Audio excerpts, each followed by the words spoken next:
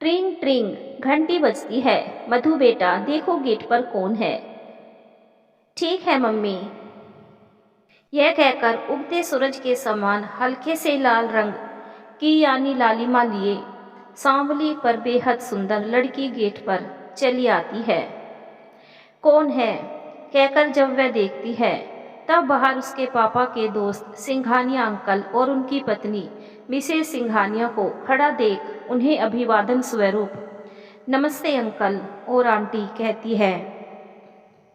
कैसी हो बेटा, मम्मी और पापा कहाँ हैं? उनके पूछते ही वह उन्हें बताती है, अंकल पापा थोड़ी देर पहले अभी आता हूँ कहकर कहीं गए हैं।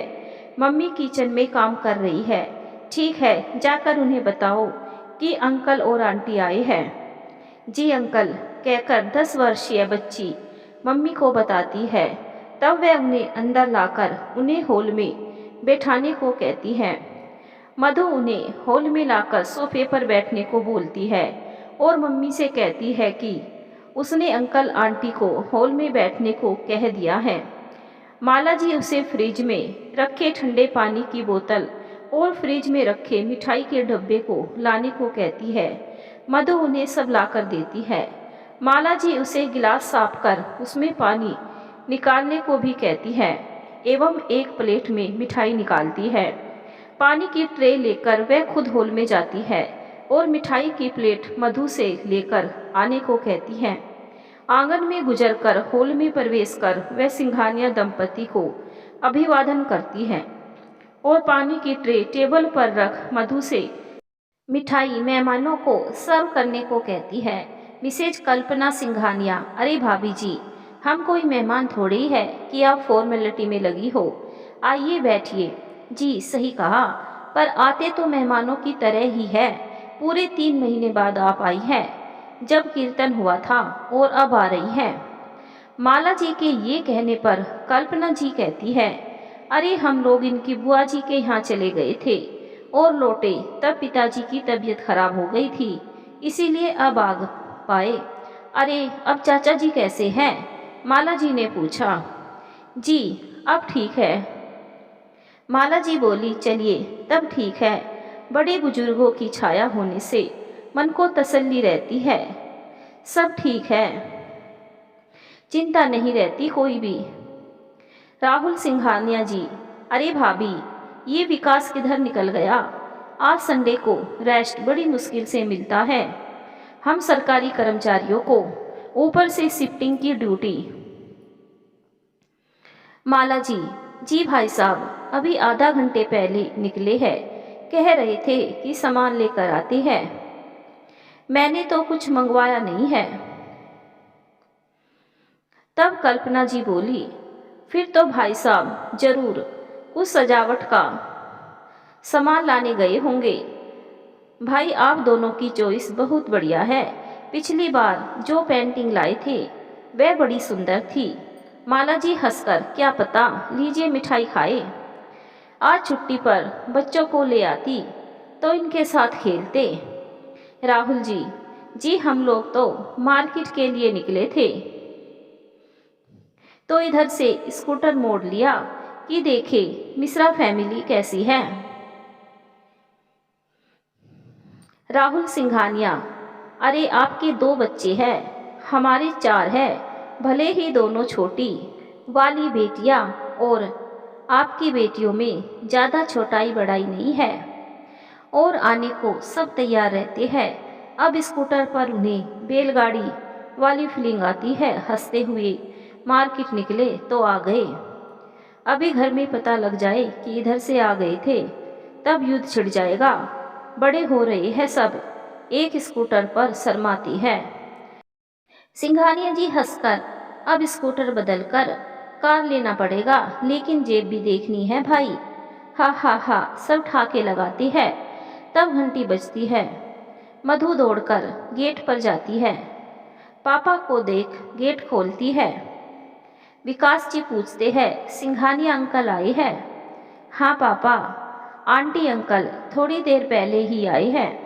विकास जी, ठीक है, ये सामान मेरे कमरे में रखो, जाओ और पढ़ो। जी कहकर मधु चली जाती है। विकास जी स्कूटर अंदर खड़ा करते हैं। हॉल के अंदर विकास जी प्रवेश करते हैं। राहुल जी और गुरु कहाँ चले गए थे घूमने, बताओ? हम तुमसे मिलने घर पर आए और तुम गायब।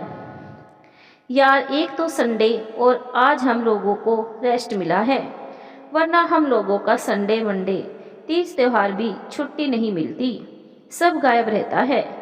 विकास जी, हाँ यार, कह तो तुम बिल्कुल ठीक रहे हो, लेकिन तुम जानते हो कि मुझसे खाली नहीं बैठा जाता, इसीलिए बाजार चला गया था। सोचा था सभी के लिए कुछ ले लूँगा और घर के लिए भी कोई 100 पीस ले लूँगा। राहुल जी और उनकी पत्नी जिस हिस्से में बैठी है वह अभी नवनिर्मित है, जिसे देख दोनों ही कहते हैं कि वाह भाई साहब, यह बचा हुआ घर आप लोगों ने कंप्लीट करा दिया, जो कि बड़ा सुंदर बन गया है और आप दोनों ने सजा बहुत सुंदर रखा है। विकास जी, अरे भाभी जी, ये तो मुस्कुराकर सभी कहते हैं, अब इनमें कौन सी बड़ी बात है? वैसे भी ये सब मेरा काम है, इनके पास इतना समय कहाँ है कि इतना कुछ करे, और वैसे भी ज़रूरत क्या है, मैं हूँ ना भाई। घर सारे लोग पैसे खर्च करेंगे तो सही नहीं है, एक ही खर्चा करे तभी सही है। इतना कहकर विकास जी ने माला जी से कहा, अच्छा अब उठो और अब कुछ चाय पकौड़ों का प्रबंध करो, बातें बाद में कर लेना। माला जी यह कहते उठ खड़ी हुई, क्योंकि उन्हें पता है कि इनका क्रोध खुद के साथ दूसरों के मूड की भी धज्जियां उड़ा देगा। जी अभी लाई, और यह कहकर वह किचन की ओर चली गई। कल्पना जी, अरे भाई साहब, हम अभी तो आए हैं, आप क्यों परेशान होते हैं? अभी थोड़ी देर में मिलजुल कर लेंगे, ऐसा नहीं है कि हम चाय नाश्ता नहीं किए हैं। विकास जी, अरे भाभी जी, बड़ी मुश्किल से तो हम दोनों को घर में इस तरह से एक साथ बैठकर बातें करने का समय मिलता है। वैसे भी मेरा मन चाय पीने और पकोड़े खाने का हो रहा है। अरे सुनो, जरा जल्दी लाना, जोर से विकास जी आवाज लगाकर माला जी से बोले। माला जी कहती है, जी बस हो गया, चिंता ना करे। जानती है कि यदि कुछ मिनटों में ना हुआ तो फिर पति देव के क्रोध को कोई नहीं रोक सकता। कल्पना जी, मैं भाभी जी की मदद करती हूँ, कहकर किचन की ओर जाती है। लाइए भाभी जी, मैं मदद करती हूँ। इधर माला जी चाय चढ़ा चुकी है, बेसन घोलने के लिए निकाल लिया है, जल्दी से प्याज काटती है और उबले आलू जो फ्रिज में रखे हैं हरी मिर्च के साथ निकाल लाती है। धनिया पत्ती, मिर्च, टमाटर फटाफट धोकर रखने को मधु को कहती है। मधु फटाफट सब धोकर ले आती है। उसकी मम्मी पकोड़े बनाने में लगी है। कुछ मिर्च व बेसन में काट मधु से कहती है कि बेटा जल्दी से सिलबट्टे पर चटनी पीस लोगी ना? मधु हाँ में सर हिलाकर मम्मी ने उसे जैसे सिखाया है वैसे चटनी पीस लेती हैं। कल्पना जी के कहने के बाद भी माला जी उन्हें मदद करने के बजाय आराम से कुर्सी पर बैठने को कहती हैं। माला जी, अरे भाभी आप बैठे, बस अब होने वाला है। कल्पना जी खुश होकर, अरे वाह बिटिया, फटाफट पीस ली। सच भाभी जी, आपने दोनों बेटियों को जितना सिखा सकती है सब सिखा दिया है। अभी छोटी होने के बाद भी जितना भी मदद दोनों कर सकती है करवाती है। वैसे महक कहाँ है, अभी तक दिखी नहीं। तभी अंदर कमरे से उछलती कूदती महक आती है। वह कल्पना आंटी को नमस्ते कर कहती है। उसे देखकर ही पता चलता है कि सुंदर सी गोरी चिट्टी यह बच्ची अपनी माँ की हूबहू परछाई है। हालांकि स्वभाव में दोनों माँ की भांति शांत और समझदार है, बस बड़ी थोड़ी ज़्यादा समझदार और छोटी थोड़ी सी चंचल है, पर सब जगह नहीं। कल्पना जी उसके नमस्ते कहने पर जवाब में नमस्ते बेटा कह उसे खुश रहो कहती हैं। अरे बेटा, क्या कर रही थी? उन्होंने पूछा। महक ने जवाब दिया, आंटी, मैं बैग रख रही थी। कल्पना जी, अरे वाह बेटा, रख लिया। हमारे घर में सबका सामान कहाँ पड़ा होगा, कभी ढूंढने पर भी नहीं मिलेगा। कपड़े सूखने को डाल आई हूँ, अब घर जाकर प्रेस होगी। जितना भी कह लो, बदमाशों को सारा ध्यान खेलने पर रहता है।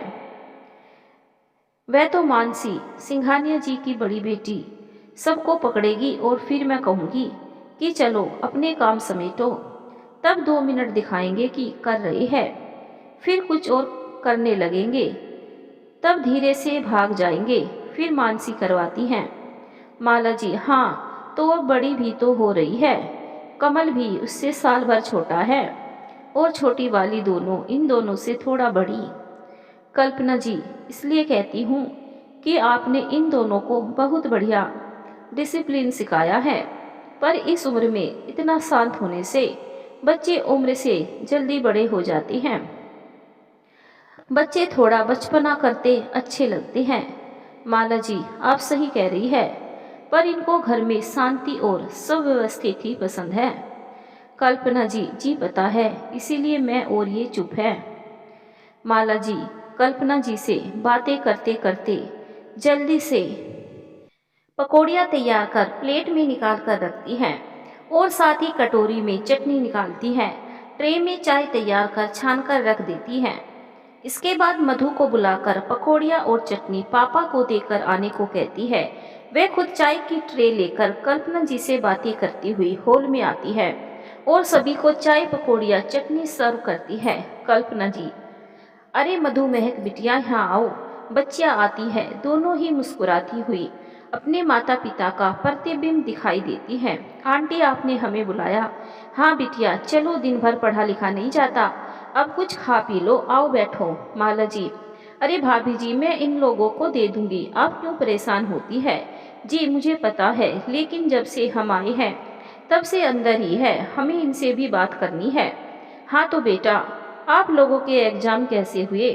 उन्होंने पूछा। मधु शांति से बोली, बहुत बढ़िया आंटी। महक जरा छोटी है, अतः उछलते हुए बोली, एकदम बढ़िया आंटी। कल्पना जी, अरे वाह, बहुत अच्छे, आओ अब इस बात पर पकोड़े खाओ। राहुल सिंघानिया जी, वाह भाभी जी, बहुत बढ़िया पकोड़े बने हैं, एकदम कुरकुरे और लाजवाब, खुशबू ही दूर तक फैली है। चटनी के साथ तो ये और भी स्वादिष्ट लग रहे हैं। माला जी, अरे भाई साहब, मैं और बना लाती हूँ, ये सब दिन भर का काम है। राहुल जी, अरे नहीं भाभी जी, अभी नहीं, अभी तो मार्केट जाना है और फिर स्कूटर चलाकर घर पहुँचना है, वरना पता चले और खा पी कर मैं सो जाऊंगा। सभी ठाका लगाकर हंसते हैं। राहुल जी, वैसे गुरु तुम बाजार से लाई क्या हो, दिखाओ तो जरा। विकास जी, रुको यार, हाथ धोकर आते हैं। फिर आकर वह बैठते हैं और मधु और महक से कहते हैं कि जाओ हाथ धोकर मेरे कमरे में जो पैकेट रखे हैं संभाल कर उठा लाओ। जी पापा कहकर हिदायत अनुसार पैकेट लेकर आते हैं और पापा को दे देते हैं। विकास जी एक पैकेट खोलते हैं और उसमें से सामने बनी हुई पत्थर की अलमारियों पर बहुत सुंदर से आर्टिफिशियल गुलाबों से बने 2 गुलदस्ते रख देते हैं। राहुल जी, अरे यार, ये असली है क्या, कहते हैं और उन्हें सूंघने लगते हैं। तब पाते हैं कि ये नकली है और बड़े ही सुंदर असली फूलों के जैसे लग रहे हैं। कल्पना जी, वाह भाई साहब, आप दोनों ही बढ़िया बढ़िया काम कर लेते हैं। आज इतने सुंदर गुलदस्ते लाए हैं, पिछली बार भाभी जी ने इतने सुंदर बढ़िया सूट बनाए थे आपके लाए खूबसूरत से सूट पीस के कपड़ों से कि मैंने भी डिजाइन पूछ ली थी गले की। और ये पर्दे, भाई वाह, घर में भाभी जी ने इन्हें खूब बढ़िया सिल के लगाई है, लगता ही नहीं कि घर में बनी है, लगता है कि किसी प्रोफेशनल ने बनाई है। आप दोनों ही घर बाहर दोनों के काम में दक्ष हैं। भाभी जी, हमारे घर में तो इनके अलावा इनके भाई, मेरी देवरानी, हमारे बाबूजी, बच्चे सभी हैं, अतः मिलजुल कर सब हो जाता है। लेकिन भाभी जी तो यहाँ गिनती के घर है अभी ना पास में ढंग की मार्केट है और ना कोई मदद कराने वाला, अभी पास में कुछ ढंग से मिलता भी नहीं, और अगर आप ना हो तो एकदम अकेले। फिर भी अब अकेले ही घर बाहर के काम पूरे करती है। बच्चे भी अभी छोटे हैं, मेरे छोटे इन दोनों से ही बड़े हैं, पर बहुत शरारती है। और ये दोनों इतनी छोटी होकर भी इतनी शांत और समझदार और डिसिप्लिन में रहकर भाभी जी की मदद भी कराती है। बहुत प्यारी है दोनों। और वह उन दोनों के सर पर प्यार से हाथ फेरती है। माला जी, ये सब तो करना ही पड़ेगा भाभी जी, लड़कियां है अतः शांति ठीक है। आपके कम से कम एक बेटा है, अब ये लड़कियां होकर हल्ला गुल्ला करती अच्छी नहीं लगती। कल्पना जी, जी मेरे भी 3 बेटियां हैं, लेकिन इतना क्या शांत रहना, बच्चे थोड़े शरारती ठीक ही होते हैं। इनका बचपना नहीं खत्म होना चाहिए। भाई साहब, मुझे एक बात पूछनी है। विकास जी, क्या भाभी जी? कल्पना जी, जी कल दोनों छोटी वाली बेटियों के स्कूल में उनकी प्रिंसिपल कह रही थी कि उनके स्कूल में एक बीएड पास टीचर चाहिए। तब मेरे ध्यान में भाभी जी का नाम आया। यदि भाभी जी चाहे तो कर सकती है। विकास जी, हाँ तो मैंने कब मना किया है, बस बच्चे अभी छोटे हैं, इन्हें कहाँ छोड़ेंगे। मेरी ड्यूटी की शिफ्टिंग भी कभी सुबह कभी दोपहर तो कभी कभी शाम और कभी लेट नाइट होती है। हम सरकारी बाबू लोग हैं, ड्यूटी छोड़ नहीं सकते, फिर मैनेज कैसे होगा। इससे अच्छा तो घर पर रहकर ही बच्चों को कुछ सिखा दे। क्यों माला जी, मैंने ठीक कहा ना? जी जी बिल्कुल सही बात भाभी जी, इन दोनों को किसके भरोसे छोड़ूंगी, मैं घर पर ही ठीक हूँ, कहकर माला जी चुप हो गई, क्योंकि उन्हें पता है कि उनके पति को यह सब पसंद नहीं। इसीलिए कितनी बार ऑफर होने के बाद भी उन्होंने मना कर दिया। थोड़ी देर में बातें कर सिंघानिया दंपति मार्केट चले जाते हैं। बच्चे अंदर कमरे में पढ़ने लगते हैं। माला जी किचन में काम करने लगती है। विकास जी ऑफिस के कागजात लेकर बैठ जाती हैं। करीब 1 हफ्ते बाद विकास जी ऑफिस से लौटते हैं। हाथ मुंह धोकर बैठते हैं और माला जी उनके लिए गर्मा गर्म चाय और कुछ नाश्ता लाती है। विकास जी चाय पी रहे हैं कि तभी माला जी को कुछ याद आता है और वह अंदर के कमरे में जाकर कुछ लेने चली जाती हैं। जब वह पास आती है तब उनके हाथों में एक नीले रंग की अंतर्देशीय होती है और वह विकास जी से कहती है कि सुनिए जी, आज ये बड़ी दीदी की चिट्ठी आई है।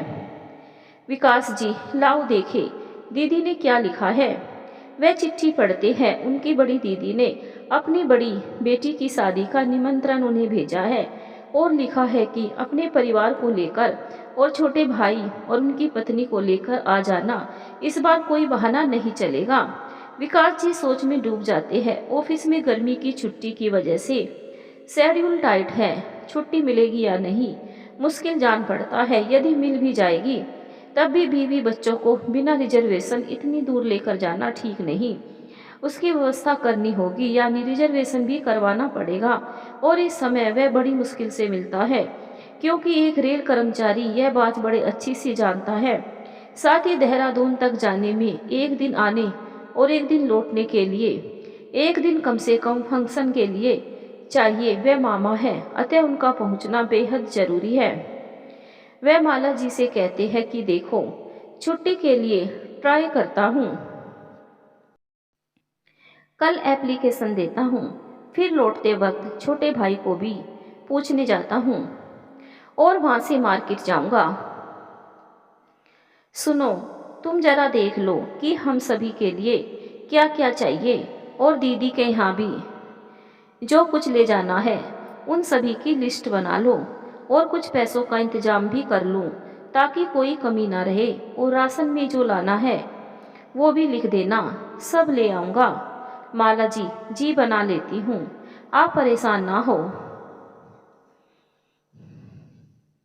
वह अंदर जाकर किचन के काम निपटाती है और वह सब खत्म कर राशन के सामान की और बाकी सारे सामान की लिस्ट बना लेती है।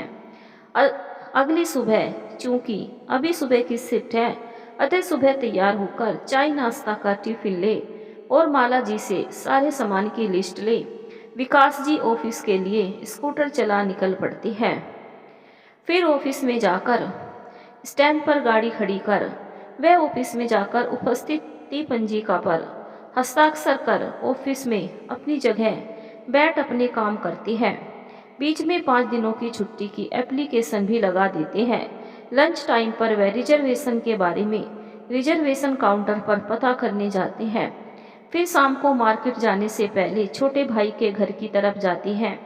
जो कि घर की दूसरी दिशा में है, लेकिन भाई का ऑफिस वहाँ से नज़दीक पड़ता है, अतः वह किराए पर घर लेकर पत्नी के साथ रहता है। छोटा भाई आकाश भी ऑफिस से आ चुका है।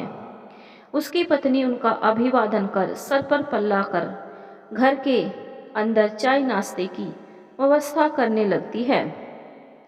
चाय पीते समय वह कहते हैं कि छोटे, दीदी की चिट्ठी तुम्हें भी मिली होगी, पता चलेगा। आकाश, अरे भैया, पिछली बार चाचा जी के काम से भी लंबी छुट्टी लेनी पड़ी थी और इस समय ऑडिट का काम भी बहुत है और मुझे मीटिंग के लिए भी बाहर जाना है। छुट्टी मिलनी नामुमकिन है। ठीक है, बहू से पूछ ले, अगर जाएगी तो मैं हम सबके साथ बहू का रिजर्वेशन भी करवा लूँगा और सब साथ में चले जाएंगे। आकाश, अरे भैया, इसके तो फाइनल एग्जाम है। विकास जी, अच्छा चल, फिर कोई बात नहीं, फिर मैं हम सभी का रिजर्वेशन करवा लूँगा। बहू से कहो पढ़ाई पर ध्यान दे और तू ऑफिस पर ध्यान दे। अब मैं बाजार के लिए निकलता हूँ ताकि सब सामान लेकर घर पहुँचूँगा, ताकि तुम्हारी भाभी परेशान ना हो। ठीक है भैया, दीदी और जीजा जी को मेरी और मीरा की तरफ से नमस्ते कह दीजिएगा और मेरे ना आने पाने की माफ़ी मांग लीजिएगा और भाभी और बच्चों को खूब मज़े करवाइएगा। कब से वे लोग कहीं नहीं गए हैं, जरूरी नहीं होता तो हम सब एक साथ चलने का मौका छोड़ते नहीं। विकास जी, कोई बात नहीं, तू परेशान ना हो, ठीक है। यह कहकर विकास जी मार्केट की तरफ निकल पड़ते हैं और माला जी ने लिस्ट में जितना सामान लिखा है सब ढूंढ ढूंढ कर खरीद लेते हैं और देखते हैं कि कुछ छूटा ना हो।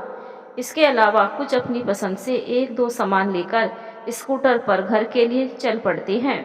घर पर आकर माला जी को सारा सामान दिखाकर वह कहती है, सुनो, एक बार फिर से देख लेना ताकि कोई कमी बेसी न रह जाए और यदि कुछ बदलने लायक हो तो कल बदल लाऊंगा। कल रिजर्वेशन फाइनल करना है, नहीं तो मिलेगा नहीं। और हाँ, एक बात और, ये अटैची और बैग लाई है, जो इसे रखो। जो हम लोगों की अटैची और बैग है उसमें हम सभी के प्रेस करे के कपड़े रख लेना और जिस दिन निकलेंगे सफ़र लंबा होगा, इसीलिए चाय नाश्ता और खाने पीने का जो सामान रखना होगा उसे भी रख लेना, क्योंकि उस रूट पर ज़्यादा गाड़ियाँ हैं नहीं और जो है नहीं वह हर स्टेशन पर रुकती नहीं है और जहाँ रुकती है वहाँ भी मुश्किल से 2 मिनट रुकती है। इसीलिए घर से ही जो रख सको रख लेना। दीदी के यहाँ ननिहाल से जो सामान जाएगा वह सब नई अटैची और बैग में रख लेना। कल ही कुछ एक्स्ट्रा रुपयों की भी व्यवस्था करता हूँ।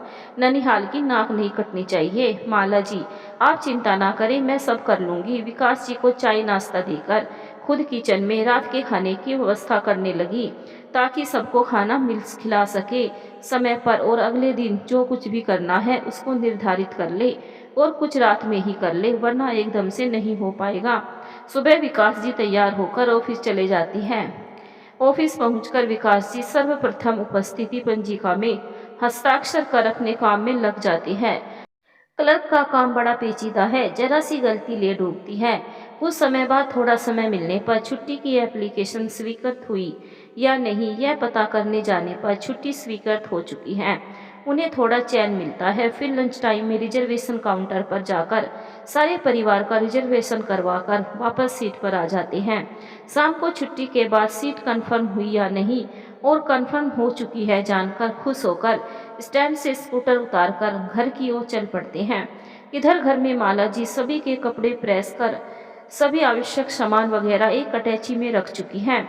इसके अतिरिक्त ननिहाल से जाने वाला सामान को करीने से विकास जी की लाई अटैची में रख चुकी है। इसके अलावा अपने पास थोड़े बहुत जोड़े हुए कुछ रुपए को भी रख लेती है ताकि आवश्यकता पड़ने पर किसी से मांगना ना पड़े। रात के खाने की तैयारी करने के साथ साथ सुबह साथ में ले जाने के लिए आवश्यक नाश्ते और खाने के लिए भी तैयारी करके रख लेती है ताकि सुबह देर ना हो जाए। सभी को खाना खिलाकर बच्चों को सुलाकर एक बार फिर विकास और माला सामान चेक कर अलार्म लगा लेट जाती हैं ताकि सुबह सही समय घर से निकलकर ट्रेन पकड़ी जा सके। सुबह का अलार्म बजने से पहले ही माला जी नहाकर तैयार हो फटाफट चाय नाश्ता और साथ में ले जाने के लिए कुछ खाने की व्यवस्था में लग जाती हैं। सब तैयार कर कायदे से रखकर सारा सामान बाहर आंगन में रखकर खुद भी बाहर जाने को तैयार हो जाती है। बच्चों को तैयार करती है, जानती है देरी करना सही नहीं है और कुछ भूल ना जाए। फिर से चेक कर बच्चों को आंगन में बैठाकर अंदर के कमरों में ताला लगाती है। हालांकि विकास जी सब चेक कर चुके हैं, लेकिन उनको किस बात पर गुस्सा आ जाएगा इस विषय में कोई कुछ नहीं कह सकता। अलमारी, घर के दरवाजे, खिड़कियां सब बंद कर चेक कर ठीक से विकास जी सभी को गेट से बाहर निकलने को कहते हैं। टिकट वगैरह एक बार फिर से चेक करते हैं, स्कूटर बाहर निकालते हैं। मेन गेट ठीक से लॉक कर चेक कर बाहर आकर पड़ोसी को घर का ध्यान रखे कहने चले जाती हैं। पड़ोसी को नमस्कार कह अपने घर का ध्यान रखने को कह वापस आकर स्कूटर स्टार्ट करती हैं। सामान ठीक से रखकर बच्चों को बीच में दोनों ओर पैर रखकर बैठने को कह फिर माला जी को बैठने को बोलती हैं। स्कूटर में ठीक से बैठकर बच्चों को और पर्स संभालती माला जी के बैठते ही विकास जी हवाई जहाज की स्पीड से गाड़ी स्टार्ट कर स्टेशन की तरफ चल देते हैं ताकि देरी के कारण ट्रेन ना छूटे। विकास जी स्कूटर हमेशा स्पीड में चलाती हैं और माला जी ईश्वर का नाम लेकर बैठ जाती हैं। खैर स्टेशन पहुंच स्टैंड पर गाड़ी खड़ी करने चले जाती है। बच्चों और पत्नी को सामान समेत खड़ा कर जाती हैं। वापस आकर सामान उठाकर और माला जी उनके पीछे बच्चों का हाथ पकड़ प्लेटफार्म पर चल देती हैं। गाड़ी जिस प्लेटफार्म पर आनी है और वह भी राइट टाइम है, माला जी जल्दी चलो कहकर दौड़ लगा देते हैं और उनके पीछे माला जी बच्चों को लेकर दौड़ पड़ती है। प्लेटफार्म पर पहुंचकर सबको बेंच पर बैठा सामान रख घड़ी देखते हैं। अभी गाड़ी आने में कुछ समय शेष है और अभी आता हूँ कहकर कहीं चले जाती हैं। कुछ मिनटों बाद हाथ में कुछ पत्रिका लिए, साथ में न्यूज़पेपर व पान मसाले के पाउच लिए वह चले आते हैं। कुछ ही देर में ट्रेन आ जाती है। उसके रुकते ही आसपास के लोग दौड़ पड़ते हैं। उतरने वाले उतरने का प्रयत्न करने में लगे हैं और चढ़ने वाले चढ़ने में। भीड़ इतनी की दुर्घटना भी हो सकती है।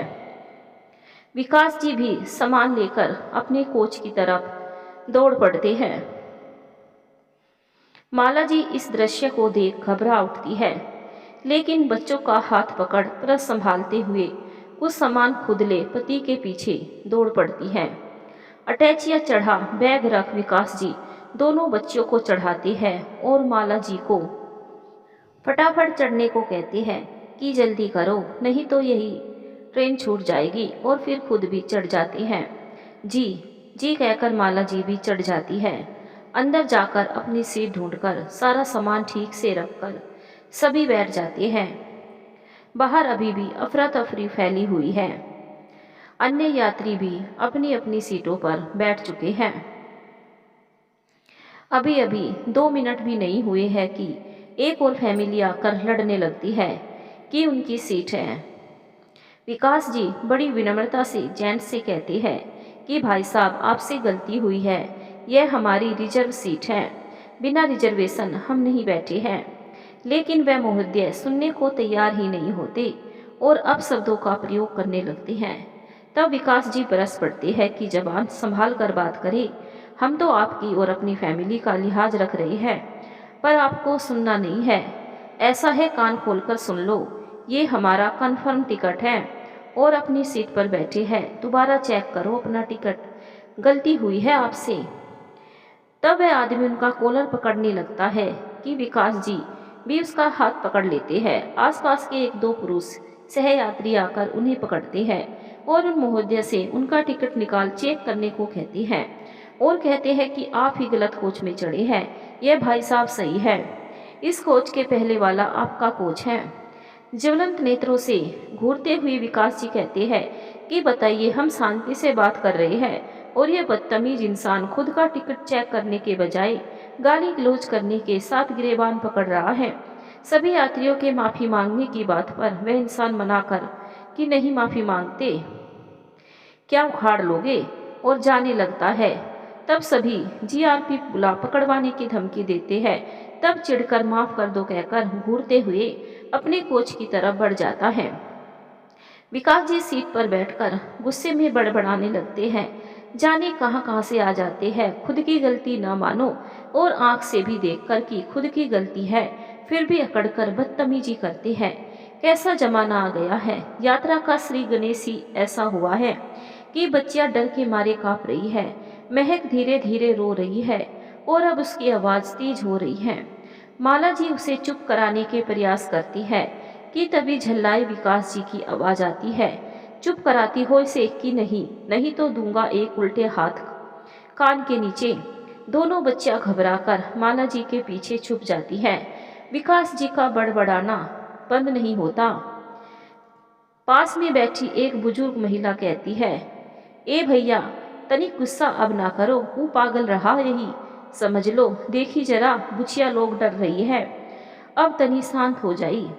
उस बुजुर्ग महिला को सही में ना माने, लेकिन उस जंगली आदमी और उनमें क्या अंतर रह जाता। अतः शांत होकर वह अखबार पढ़ने लगे।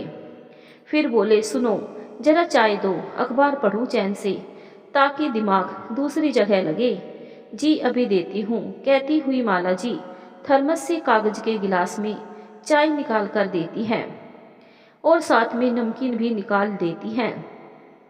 फिर विकास जी अखबार पढ़ने में व्यस्त हो जाती हैं।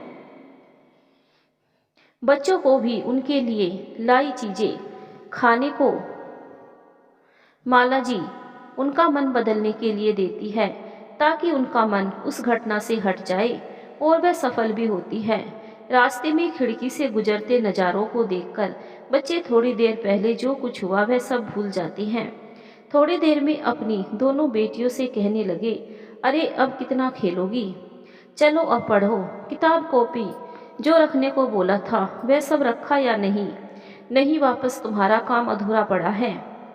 माला जी चुपचाप बच्चों को बुक निकाल कर देती है। बड़ी खुद पढ़ने बैठ जाती है और छोटी को माला जी पढ़ाने लगती है। अब दोपहर होने वाली है। ट्रेन पटरियों पर अपनी लहराती चाल से घुमावदार मोड़ों से चली जा रही है। पीछे छूटते घर, खेत, पेड़, शहर, सब कुछ मिलाकर बहुत अच्छा लग रहा है। कुछ देर में माला जी सभी को भूख लगने लगी है, इसीलिए साथ में लाया लंच निकालकर कागज की प्लेट्स पर निकालकर सभी को दे देती है। सबको भूख भी लगी है, इसीलिए खाना खाकर बच्चों को खिलाकर बच्चों को नींद आने पर विकास जी उन्हें उनके लिए उनके ऊपर की रिजर्व सीट पर लिटा देते हैं। वह गिरे ना, इसका ध्यान भी रखकर किनारे बैग रख देते हैं। बच्चे सो चुके हैं। फिर माला जी और विकास जी अपनी अपनी सीट पर बैठ जाते हैं। अभी तो लंबा सफ़र तय करना है। पहुँचते पहुँचते रात हो जानी है, करीब 8 या ऊपर ही हो जानी है। उसके बाद भी घर भी पहुँचना है। विकास जी यही सब सोचते हुए लेट जाती हैं।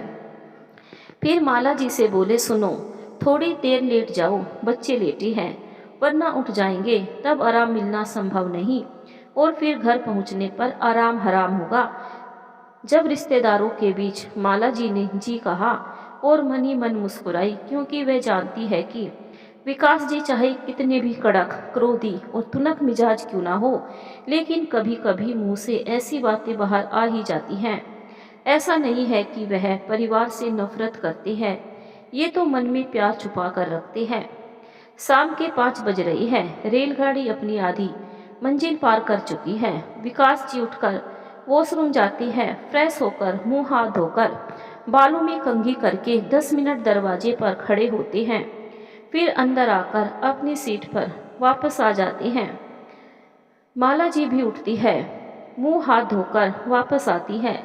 पर्स से कंघी निकालकर बाल खोलकर उन्हें सुलझाती है और एक जूड़ा बना लेती है। गोरी रंगत गुलाबी साड़ी और बड़े माथे पर सुंदर सी बिंदी और जूड़ा बांधने के बाद वह और भी अच्छी लगने लगती है। तभी एक चाय वाला गुजर रहे छोटे स्टेशन पर ट्रेन रुकने पर चढ़ता है और चाय वाला की आवाज़ लगाता है। ज़्यादातर यात्री चाय वाले को देखकर उससे चाय लेने लगते हैं। फिर वह विकास जी की सीट के पास आता है। तब विकास जी उसे रोकते हुए कहते हैं, ए चाय वाले, जरा रुकना तो। हाँ इधर। जी भाई साहब आया, कहकर चाय वाला आ जाता है। विकास जी, जरा दो चाय देना तो। जी भैया जी। कहकर चाय वाला विकास जी को 2 चाय देकर उसे जेब से पैसे देते हैं और वह पैसे ले आवाज लगाता आगे बढ़ जाता है। विकास जी और माला जी चाय पीते हैं। गाड़ी फिर रफ्तार पकड़ चुकी है। कुछ ही देर में बच्चियां उठ जाती है। दोनों मम्मी के साथ वॉशरूम जाती हैं। मुंह हाथ धोकर वापस सीट पर बैठती है। छोटी की कंघी उसकी मम्मी कर देती है। बड़ी खुद कंघी करती है। माला जी बच्चों और विकास जी को स्नैक्स देती है और सब खाने में व्यस्त हो जाती हैं। कुछ ही देर में शाम का उजाला खत्म होने लगता है और रात्रि यानी अंधकार का साम्राज्य फैलने लगता है। अब गाड़ी देहरादून की सीमा के अंदर प्रवेश कर चुकी है। अब कुछ घंटों की बात है, फिर विकास जी और माला जी फैमिली की मंजिल भी आ जाएगी और उनके गंतव्य स्टेशन पर उन्हें उतरना पड़ेगा। धीरे धीरे अंधकार और घना हो जाता है। बाहर दूर दूर तक कहीं अंधेरा, कहीं बीच बीच में रोशनी। कभी कहीं पतली या थोड़ी सी चौड़ी सड़क पर आती कुछ इक्की दुक्की सवारियां, गाड़ियां कहीं खेतों और पेड़ों के आसपास झिलमिलाती जुगनू नजर आती हैं। करीब 1.5 से पौने 2 घंटे बीत रहे हैं। अब उनका स्टेशन आने वाला है। सारा सामान एक जगह व्यवस्थित रूप से रखकर विकास जी ने गेट के पास खड़ा कर दिया है। करीब 10 से 15 मिनट के बाद उनका स्टेशन आ जाता है। ट्रेन रुकते ही विकास जी तेजी से सामान उतार रखते हैं। फिर माला जी से बच्चों को पकड़ाने को कहते हैं। उन्हें उतार, जल्दी से माला जी को उतरने को कहते हैं। नीचे उतरकर सब उतर गए हैं और सारा सामान उतरा या नहीं देखते हैं कि गाड़ी चल देती है। यह देहरादून का एक छोटा सा गांव है। इन स्टेशनों पर गाड़ी 2 मिनट से भी कम रुकती है। क्योंकि गर्मी के दिन है, उमस भरपूर है और हवा भी बेहद गर्म होने का एहसास करा रही है। सभी पसीने से लथपथ है। सामने लगी पानी की टोटियों पर नजर पड़ती है और सामान उठाकर विकास जी सारे परिवार समेत उधर चल पड़ते हैं। सकुशल पहुंचकर हाथ धोकर चैन की सांस सब लेते हैं। फिर सामने बनी बेंच पर सभी को बैठाकर सामान रख विकास जी वहीं बैठे रहने को बोल बहन के घर तक पहुंचने के लिए सवारी का इंतजाम करने चल पड़ती हैं। बाहर जाकर ही पता चलेगा कि उधर जाने के लिए इस समय ऑटो या कोई दूसरी सवारी मिलेगी या नहीं। स्टेशन के बाहर निकलकर एक चाय की दुकान पर चाय वाले से पूछने पर पता लगता है कि अगली सड़क पर उधर जाने को शायद ऑटो मिल जाए, लेकिन थोड़ी देर में वह भी बंद हो जाएगा। उसे धन्यवाद बोल दीदी के घर जाने के लिए ऑटो ढूंढने निकलते हैं और दूसरी सड़क पर जाकर देखने पर 2 ऑटो मिलते हैं। एक मना कर देता है क्योंकि वह खुद दूसरे गांव जा रहा है। दूसरा उसी तरफ का है और मेजबान को पहचानता है, अतः नाम सुन वह तैयार हो जाता है। विकास जी उसे स्टेशन की तरफ गाड़ी मोड़कर फैमिली को लेने की बात कहती है। तब वह जी कहकर चल देता है। स्टेशन पर जाकर वह सामान उठाकर माला जी को बच्चों को लेकर आने को कहती है। बाहर आकर सभी सामान रख ऑटो में बैठ जाती हैं और ऑटो वाला ऑटो गांव की ओर मोड़कर चल देता है।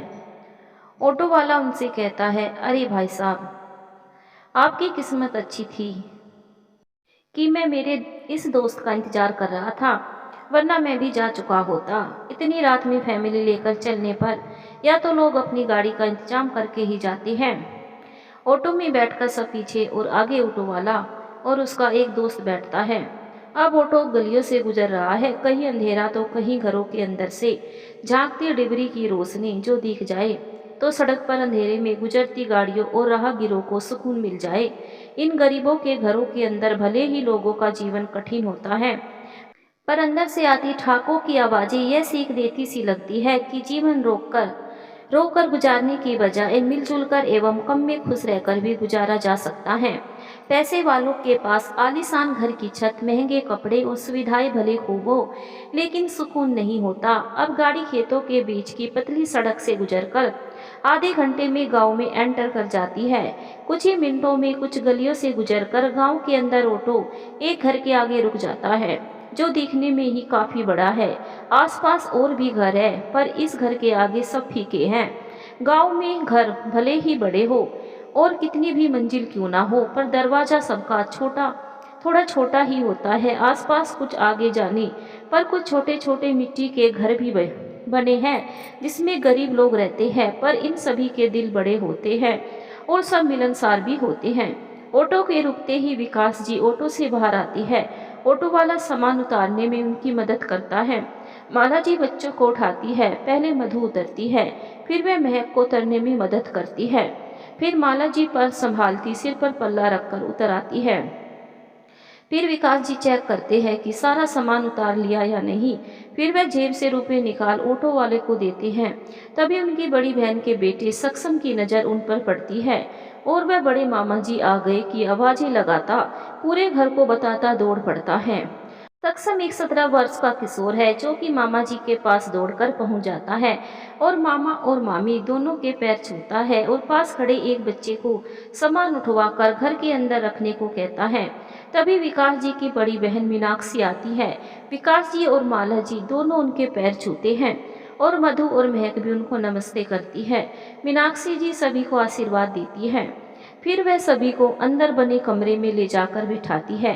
अब मीनाक्षी जमींदारों के घर की बहू है, इसीलिए भाई भाभी को कहीं पे भी तो बिठा नहीं देगी। घर के सबसे अच्छे कमरों में से एक कमरे में बैठाती है। सबसे पहले सभी के लिए लस्सी मंगवाई जाती है।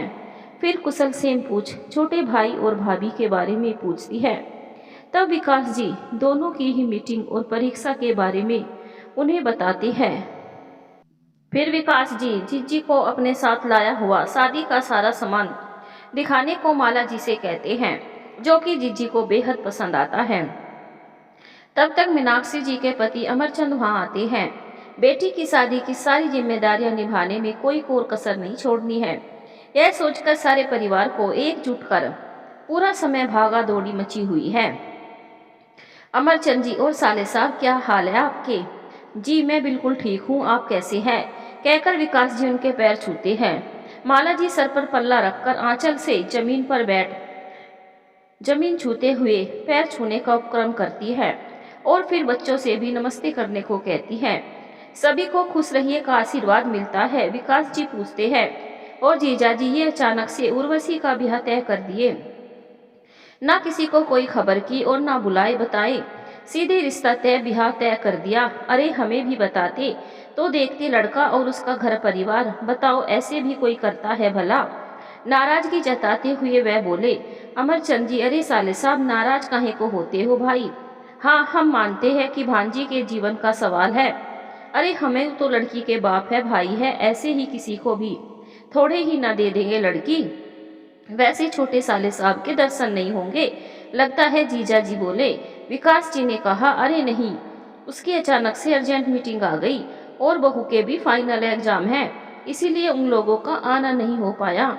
पर हमें यह बताइए जरा कि कौन से पर लगे हैं? लड़के के जो मामा से मिलवाना जरूरी ना समझा? अरे अच्छे लड़के को हम मना ना कर देते। अरे भाई नाराज काहे को होते हो? बहुत ही मिलनसार, खाते पीते घर का और सरकारी नौकरी वाला लड़का है। अरे वह हमारे मित्र याद है ना? अरे सहारनपुर वाले वर्मा जी, उनकी बड़ी बहन का बेटा है। अरे अब उर्वशी भी 19 की हो गई है, अभी अच्छा रिश्ता मिल रहा है। अरे अब कहे है कि पढ़ाई होती रहेगी तो फिर काहे का डर? लड़की जात है, अभी शादी ब्याह हो जाए तो ही सही है। ये आजकल का जो फैशन है, शहर में लड़कियों के नौकरी करने का, गाँव में कौनो नहीं चाहता। हाँ अब ससुराल में का होता है उसका भाग्य, रिटायरमेंट से पहले ही यह शुभ काम कर लेना चाहता हूँ। फिर अभी सक्षम का पढ़ाई भविष्य भी हम ही को देखना है। हमारे लिए तो तुम भी सक्षम जैसे ही हो। हमारी शादी में तुम और छोटे साले साहब थे ही कितने बड़े भला। अम्मा बाबूजी ने तुम्हारे छोटे रहते ही कर दी तुम्हारी जीजी से हमारी शादी, इसीलिए तुम कोई लड़कों से कम थोड़े ही हो हमारे लिए। जीजा जी ने दीदी को खाना लगवाने को कहा और फिर बोले कि देखो चलकर खाना खा लेते हैं, फिर मेरे साथ चलकर बाकी परिवार और रिश्तेदारों से मिल लेते हैं, नहीं तो सब बुरा मान जाएंगे। अभी थोड़ी देर में जब सब अपने कामों से फुर्सत पाएंगे और जानेंगे कि विकास आया है और अभी तक किसी से मिला नहीं है, तो फिर भाई हमसे बचाने की गुहार नहीं लगाना। वैसे भी शादी ब्याह का मौका है। गांव में संयुक्त परिवार भी आज कुछ लोग नौकरी के कारण परिवार से बाहर है और खुद यही गृहस्थी संभालती है। आज इस मौके पर सब इकट्ठे हुए हैं और अपने अपने हिस्से के काम संभाल रहे हैं। अब अगर उन्हें पता चला कि आने के बाद तुम नहीं मिले, फिर समझ लियो। खाना खिलाते हुए मीनाक्षी जी और माला जी ने अमरचंद और विकास और बच्चों को खाना खिलाया। फिर हाथ मुंह धोकर कपड़े बदल दोनों जेंट्स सभी से मिलाने बाहर चले गए। फिर माला जी और मीनाक्षी जी ने भी थोड़ा बहुत खाना खाया और फिर बच्चियों को अंदर कमरे में सुलाकर माला जी मीनाक्षी जी के परिवार की सभी महिलाओं को मिलने अंदर चली गई। अंदर जाकर जीजी को की तहेरी चचेरी और अन्य सभी सासे नंदे देवरानी जेठानी बहुएं बेटियां सभी को मिलना और रिश्ते के अनुसार पैर छूकर आशीर्वाद लेने और कुछ को आशीर्वाद दे बातें करने में काफी समय जाता है। अरे मीनाक्षी, ये कौनों की बहुरिया है, बिटिया है जिसको हम सभी नहीं पहचानती है? ताई जी, चाची, मामी, बुआ और अन्य महिलाओं ने पूछा। जी, ये माला है, हमारे विकास की दुल्हन। अभी तक ही यहाँ कोई मौका भी तो नहीं लगा कि विकास लेकर आता। आप सब तो जानती है कितना व्यस्त रहता है वह। माला जी सभी के पैर छूती है।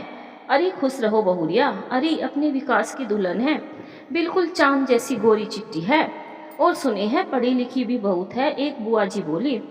ताई और चाची सास बोली, अरे वो सब तो बाद की बात है बहुरिया, तो वैसे भी गोरी चिट्टी ही अच्छी लागे हैं, ये कोई बड़ी बात ना है। अरे सुघड़ न हुई तो बेकार। मीनाक्षी जी, अरे नहीं ताई जी, खूब कामकाजी है, सब आता है, घर बाहर सब काम काज कर लेती है। तभी एक चाची बोली, अरे ये तो हर औरत का काम है, अरे पढ़ी लिखी होकर भी विकास का हाथ ना बटाए तो बेकार है। एक और बुजुर्ग महिला बोली कि अरे ये बताओ कि बालकन कितने हैं? मीनाक्षी जी, जी 2 बिटिया हैं। सारी औरतें एक साथ, हाय दैया, बताओ भला, हाय हमारे विकास को 2 बोझ को पालना पड़ेगा। अरे लड़कियां तो छाती पर बोझ जैसी होती है, और एक नहीं पूरी 2 है। अरे हमारे विकास का वंश कैसे चलेगा? लड़कियों को तो पाल विदा कर दिया जाता है, यही किस्मत होती है उनकी। अरे अब लड़का काहे न जनती है तू? मीनाक्षी जी, जी डॉक्टर ने मना किया है और बच्चे के लिए, क्योंकि दुल्हन का शरीर अब और बच्चा पैदा नहीं कर पाएगा। अरे आजकल की डॉक्टर तो आजकल बहुत कुछ कहती है। अरे कुछ भी बाहरी अगर कुछ कह देगा तो हम सुन लेंगे क्या? अरे हमारे लड़के के वंश कैसे चलेगा ये वह थोड़ी बताएगी। अरे अभी उम्र का है हमारे विकास की, एक छोरा तो जन्ना ही चाहिए। अब क्यों री इतना भी ना कर सके है? चल अब एक छोरे का मुंह तो दिखा दे। माला जी का जी धक से रह गया। वह जानती है कि डॉक्टर ने उन्हें तीसरा चांस लेने को मना किया है और कहीं ना कहीं बेटे की चाह रखने वाले विकास जी अब क्रोधी हो गए हैं, पर वह यह सोचती है कि परिवार को नहीं छोड़ सकते। मीनाक्षी जी, अरे बुआ उसे जान का खतरा है, तभी डॉक्टर ने मना किया है। अरे उसे कुछ हो गया तो बच्चियों को कौन देखेगा? दूसरी बुजुर्ग महिला, बताओ जरा, ये आजकल की औरतें 4 अक्षर पढ़कर डॉक्टर क्या बन गई? जान का खतरा उठाने को मना कर दिया, कीड़े पड़े उस मुई डॉक्टर के। अरे उसके कहने से क्या होता है? अरे ज्यादा से ज्यादा औरत बचेगी नहीं या मरेगी, सिर्फ अपनी जान बचाने के लिए पति का वंश बिगाड़ेगी और पितरों सभी को कष्ट पहुंचाने वाली खुश कैसे रह लेती है? बड़ी बेशर्मी है। मीनाक्षी जी, पर ताई जी विकास को कोई समस्या नहीं। ताई जी, अरे उम्र क्या है उसकी? तुम बड़ी हो, समझाओ। तुम्हारे तो 4 बच्चे जिंदा ना बचे थे, तब उसके बाद ई सक्षम और उर्वशी जिंदा बचे हैं। आज बड़ी बेटी की शादी कर गंगा नहा लोगे तुम और अमर का। तुम मर गई नहीं ना, चौंचले है सब आजकल की औरतों के। अरे एक भी ना बचता तो बांझ कहलाती। अरे पता है लड़का ना हो तो लड़की बेगैरत कहलाती है। अरे बच्चा पैदा करने में यदि औरत मर भी जाए तो सुहागन कहलाएगी। हाँ, आदमियों को कमी नहीं होती, दूसरी मिल जाती है। सुन बहू, तू ना एक छोरे का मुंह दिखा, वरना कह देती हूँ मेरा नाम भी गंगा ताई है। बहुत मानता है विकास मुझे। इन्हीं हाथों से खाना खिलाती थी मैं जब यहाँ आता था। उसके साथ दूसरी शादी करवा दूंगी। इतनी बेइज्जती के बाद माला जी वहाँ खड़ी न रह सकी।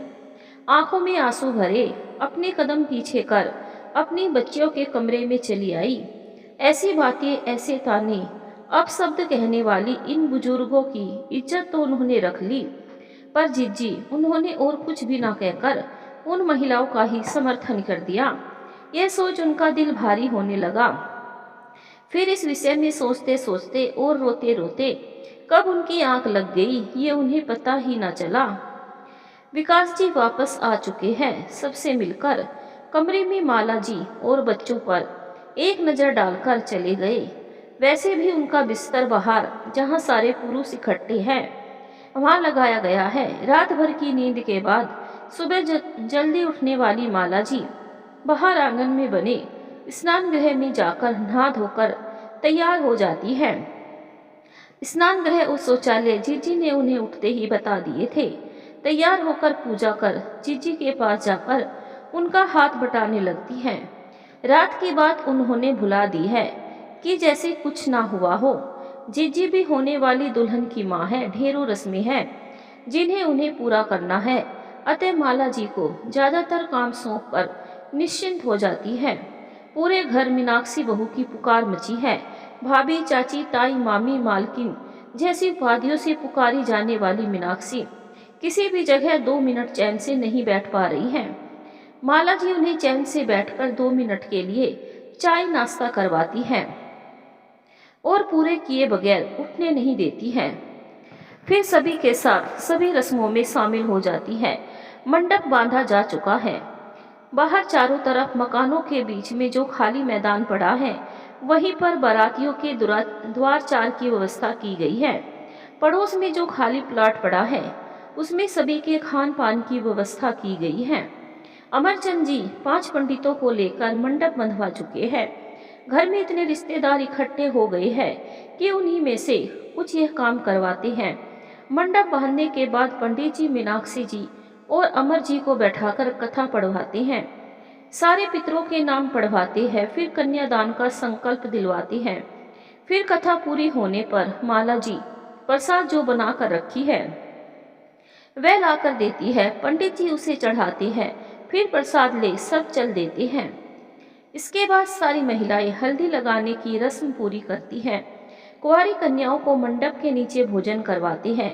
मामा जी इमली घोटाइल की रस्म पूरी करते हैं। विकास जी रस्म पूरी कर फिर दूसरी तरफ जाकर बैठ जाते हैं। फिर कन्या को नहला धुलाकर पास में स्थित मंदिर में सभी देवी देवताओं को खासकर गौरी गणेश पूजन के लिए ले जाते हैं। ढोल बजाने और मिट्टी खोदने की रस्में होती हैं। फिर वापस सब घर आते हैं। फिर अंदर जाकर सब बाकी कामों में व्यस्त हो जाती हैं। थोड़ी देर कन्या को आराम करने को कहकर सभी को भोजन करवाया जाता है। माला जी ना होती तो यह संभव नहीं था, यह मीनाक्षी जी महसूस करती हैं। लेकिन उनकी आंखों पर भाई के प्रेम का पर्दा पड़ा है, जो उन्हें उसके वंश बढ़े की चिंता करने पर मजबूर कर रहा है। और बाकी सब गुण जो उन्हें माला जी को किनारे कर बेकार में सर न चढ़ाऊं सोचने पर मजबूर करता है। शाम हो गई है। जनवासी में बारात आ चुकी है। लड़की का मामा जी होने के नाते जनवासी में जीजा के भाई के साथ वह बारातियों के स्वागत के सत्कार में जुटे हैं। लड़के का परिवार भी उनका परिचय जानकर काफी खुश हो जाता है। फिर तय समय पर तैयार होकर बारात विवाह स्थल के लिए चल पड़ती है। गलियों में घूमती बारात और उस समय की सबसे महंगी कार में बैठा दूल्हा और कार में कुछ अन्य करीबी सदस्य बैठे हैं। बाकी नाचते गाते चले आ रहे हैं। फिर धीरे धीरे द्वार पर बारात आती है। द्वार चार के लिए सब सजे द्वार पर खड़े हैं। दुल्हन का छोटा भाई सक्षम दूल्हे को लेने जाता है। फिर दूल्हा व अन्य सदस्य गाड़ी से उतरते हैं। उन्हें द्वार चार की रस्म के लिए लाया जाता है, जहां बैठकर तिलक की रस्म होती है। चढ़ावे चढ़ाई जाती है। क्योंकि दूल्हे के पास ज्यादा छुट्टियां नहीं है, अतः जयमाला के लिए कन्या को बुलाया जाता है। फिर जयमाला होता है। फिर सभी बारातियों को खाना खिलाने ले जाया जाता है। खाने पीने के बाद जिन्हें रुकना होता है वह रुकते हैं। बाकी वापस चले जाते हैं। फिर तय समय पर दूल्हा दुल्हन को मंडप के नीचे लाई जाती हैं। दुल्हन मामा की लाई पियरी में बेहद सुंदर लग रही है। फिर धीरे धीरे सारी रस्में होती है। सप्तपदी होती है, वचन दिए जाते हैं, सिंदूर दान होता है। पंडित जी नाव नाव सभी अपने अपने काम पूरे करते हैं। मामा जी अपनी जेब से नेग उन्हें देता है तो चांद सा लल्ला तुम्हारे घर खेले की दुआ दी जाती है। फिर अमरचंद जी और उनके समधी जी भी अपनी तरफ से नेक देती हैं। वे सभी को दुआ देकर चले जाती है। उसके बाद तय मुहूर्त में ही कन्या की विदाई होती है। बेटी के सुखद भविष्य को देख सारी रस्में की जाती हैं। उर्वशी के ब्याह की सारी रस्में निर्विघ्न संपन्न होने के साथ ही तय मुहूर्त पर विदाई भी हो जाती है।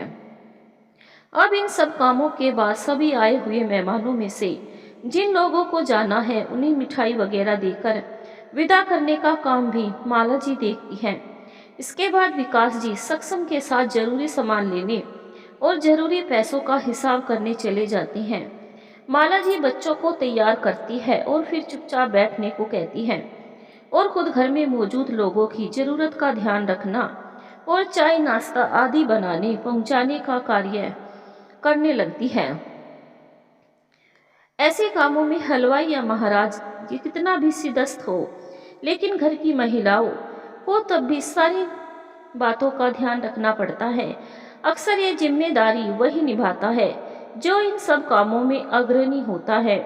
ननद की परिस्थिति को देख वह सारी जिम्मेदारी खुद पूरी करने लगती है और साथ ही यह सोचती है कि अब विकास जी से जो कल रात में बातें हुई उन्हें बता देनी चाहिए और अपने काम पूरे करते हुए विकास जी के आने का इंतजार करने लगती है। दोपहर हो चुकी है। थोड़ी देर हुए अमर जी जनवासी से लौटकर आकर सुस्ताने बैठते हैं कि बाहर से कुछ लोगों का हुजूम उनको पुकारते हुए, अरे अमरचंद जी, अरे गजब हो गया, अरे सुनो, अरे वह बाजार में गए तुम्हारे साले को पकड़कर गाड़ी में बैठाकर उठाकर ले गए हैं। अरे का बकते हो, अरे शादीशुदा है वह, दिमाग खराब है उन लोगों का। अरे कहाँ हो सब। अपने आदमियों को आवाज लगाते हैं कि चलो जल्दी विकास को पकड़ कर ले गए हैं। अरे जल्दी चलो, कौनो अनर्थ न हो जाए। अरे बंदूक, दुनाली, कारतूस, लाठी जिसके पास जो है निकाल लो रे, जल्दी चलो। और आनन फानन में सब हड़बड़ाए हैं गाड़ियों में बैठ बाजार की तरफ गाड़ियां दौड़ा पड़ते हैं। इधर घर में हल्ला मच जाता है। अरे अपने विकास को पकड़वा ले गए, अरे हाय रे हमारा बच्चा। बुजुर्ग औरतें रोना शुरू कर देती है। माला जी अचानक से होने लगे इस रोने पीटने को सुन घबराकर माजरा समझने बाहर आती है और सबको हैरान परेशान सा पाती है। और तभी उनके कानों में यह स्वर पड़ते हैं कि विकास भैया को पकड़ कर ले गए हैं। तो वह हैरानगी से उसका मतलब पूछती है और जब उन्हें उसका मतलब समझ आता है तब वह खड़े खड़े बेहोश होकर गिर जाती हैं। आसपास खड़ी औरतें उन्हें हाय हाय बेचारी की किस्मत बड़ी खराब है, पति को पकड़ कर ले गए। सब हाय हाय करती माला को खाट पर लिटाती है। हाय हाय इसका क्या होगा, कैसे जिएगी। मम्मी की ऐसी हालत देख दोनों बच्चियां रोने लगती हैं और उन्हें रोते देख सारी औरतें वो खुसुर खुसुर करने लगती है कि हाय रे माई के साथ साथ बिटिया लोगन की किस्मत फूट गई रे। हाय, ऐसा दिन देखने के लिए बेचारी को उठा लेते, अब बिटियन को कैसे पालेगी। सारा दिन इसी उथल पुथल में बीत जाता है। इधर अमरचंद जी पुलिस के पास जाकर सारी बात बताते हैं। चूंकि अभी 24 घंटे पूरे नहीं हुए हैं, अतः रिपोर्ट दर्ज नहीं कर सकने के बावजूद सभी फिर भी अमरचंद जी के रसूख के कारण उनके साथ विकास जी को ढूंढने निकल पड़ते हैं। जिस जगह ऐसे काम होने की संभावना होती है और नहीं भी होती है, अमरचंद जी साले साहब को ढूंढने में कोई कोर कसर नहीं छोड़ी जाती। ज्यादातर ऐसे काम रात के अंधेरे में होते हैं, पर दिन दहाड़े यह होना किसी अनर्थ की आशंका की ओर इशारा करता है। हर तरफ खबरी दौड़ा दी जाती है, लेकिन कुछ पता नहीं चलता। आखिरकार एक दिन बाद अमरचंद जी के घर के बाहर एक जीप से कुछ हथियारबंद आदमियों के साथ एक और गाड़ी में कुछ और लोग आते हैं और सभी को धमकी देते हैं कि किसी ने भी चूं चपड़ की तो भैया याद रखना कि खून की नदियां बहा देंगे हम। अमरचंद जी याद रखना, हमारी लड़की को कोई तकलीफ नहीं होनी चाहिए, हाँ, वरना याद रखना कि लाशें बिछ जाएगी। हाँ, हमारी नज़र तुम्हारे परिवार पर हमेशा रहेगी। अमरचंद, अरे लेकिन ये तो शादीशुदा है। पद्मास, अरे जाने दो अमरचंद जी, लड़का तो पैदा ना कर सकी इसकी औरत। सुन, तू उजाड़ चेहरा लिए बैठी माला जी को धमकाते हुए बोला, अगर कोई चालाकी की, कौनो पुलिस कंप्लेन की, तो ये याद रखना कि तेरी बेटियों, तेरे ननद नंदोई सभी की लाशें बिछ जाएगी। और तो क्या घूर रहा है, अभी यहीं गाड़ कर रख दूंगा, पूरे खानदान का नामो निशान मिट जाएगा। उस बदमाश ने धमकाते हुए विकास जी को बोला। उसने फिर से माला जी को धमकाते हुए बोला, 1 मिनट नहीं लगेगा तुझे और तेरी बेटियों को गोली से उड़ाने में, समझी।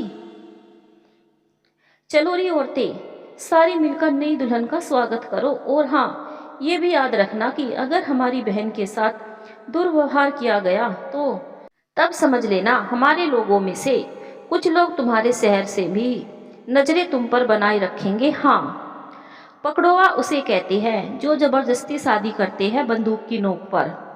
अरे क्या गलती है इसकी, गरीब की बिटिया है।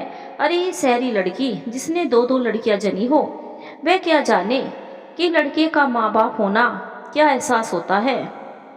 अरे हमारे यहाँ तो 2-2 शादियाँ मामूली बात है आज भी। तुम शहरी ही जरा सी बात पर हाय तौबा मचाते हो।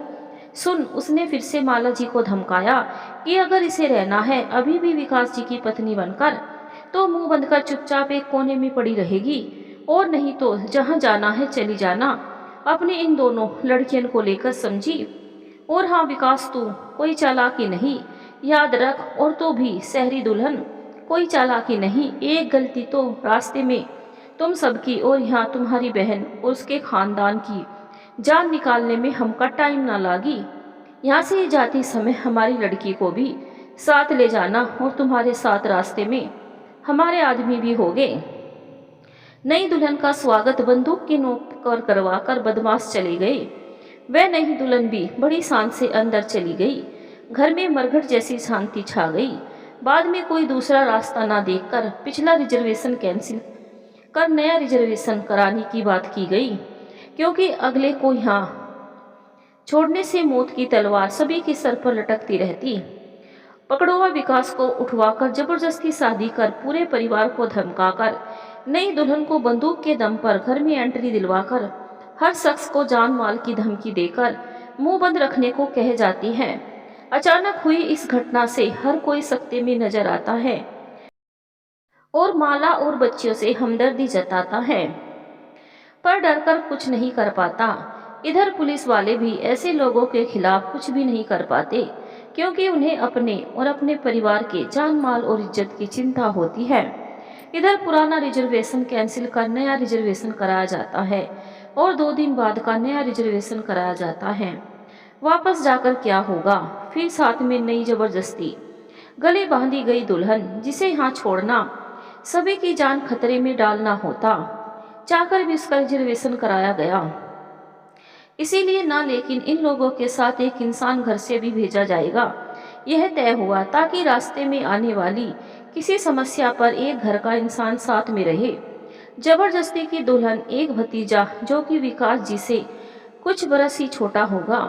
तयशुदा दिन पर सभी लोगों को निश्चित कोच में बैठा दिया जाता है। नियत समय पर गाड़ी चल देती है। पूरे रास्ते सभी बेहद खामोश रहते हैं। वैसे भी ऐसे हाल में कोई भी बातें कैसे करता भला। माला जी एकदम चुपचाप हो गई है, बच्चियां डरी हुई हैं। विकास जी बेहद तकलीफ में नजर आ रहे हैं। गाड़ी आधे रास्ते पहुंच चुकी है कि तभी उनकी सीट पर एक आदमी आकर बैठ जाता है और विकास जी को एक लिफाफा देकर चला जाता है। उसे खोलकर देखने पर पता चलता है कि दल के लोग भी उसी ट्रेन में यात्रा कर रहे हैं, अतः किसी भी तरह की कोई चालाकी ना की जाए। बच्चों को सुलाकर बाकी रास्ता चुपचाप काटा जाता है। रात हो चुकी है, बॉर्डर कब का निकल चुका है, कुछ घंटों में अपना शहर आने वाला है। धीरे धीरे बाकी टाइम भी गुजर जाता है। स्टेशन आ चुका है। सारा सामान उठाकर, बच्चियों को उठाकर सभी गाड़ी से उतरते हैं। एक ऑटो तय किया जाता है जिसमें महिलाओं और बच्चों को घर की तरफ रवाना किया जाता है और विकास जी स्टेशन से स्कूटर लेकर भतीजे को लेकर चलना ही है। विकास जी की हिम्मत गाड़ी चलाने की नहीं हो रही है, इसीलिए भतीजे स्कूटर चलाने को कहकर खुद पीछे बैठ रास्ते को निर्देशित करते हुए सब घर पहुंच गए। घर पहुंचने पर माला जी ताला खोलती है कि तभी दरवाजे पर आहट सुनकर पड़ोसी झांकने आ जाती है। अरे नमस्कार विकास जी, नमस्ते भाभी जी। तो कैसी रही यात्रा? अच्छा अच्छा, साथ में मेहमान भी आए हैं। ठीक है भाई साहब, आप लोग सफर से आए हैं, थक गए होंगे, इसीलिए शुभ रात्रि। अब आप सब आराम करें, सुबह मिलते हैं। ना चाहते हुए भी मुस्कुराकर विकास जी को शुभ रात्रि कहना ही पड़ता है। दरवाजे को खोलकर माला जी बाहर के कमरे का ताला खोलकर कमरे में रोशनी करती है, जहां वह लोग भतीजे को रुकने को कहते हैं। फिर गली से अंदर आंगन में जाकर वहां बने कमरे को खोलकर उस दूसरी लेडी को रुकने को कह दिया जाता है। फिर अपने कमरे का ताला खोलकर माला जी सारा सामान रख बच्चों के कमरे को खोल बच्चों को सुला देती हैं। अभी बच्चों के सवालों और अजीब परिस्थितियों से बचने और निकलने का उन्हें कोई मार्ग नजर नहीं आ रहा है। विकास जी माला जी से सर दर्द हो रहा है कहकर एक कप चाय मांगते हैं और अपने कमरे में चले जाते हैं। चाय बनाकर सभी को एक एक कप चाय और साथ में नमकीन दे आती हैं। सब फ्रेश होकर चाय पीते हैं। बच्चे सो रहे हैं लेकिन साथ में मेहमान हैं। अनचाहे ही सही लेकिन उन्हें खाना तो देना पड़ेगा ही।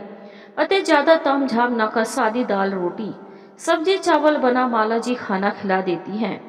ऐसे में भी वह अपने कर्तव्य नहीं भूलती, क्योंकि आज भी यह घर उनका है। सभी अपने कमरे में सोने चले जाती हैं।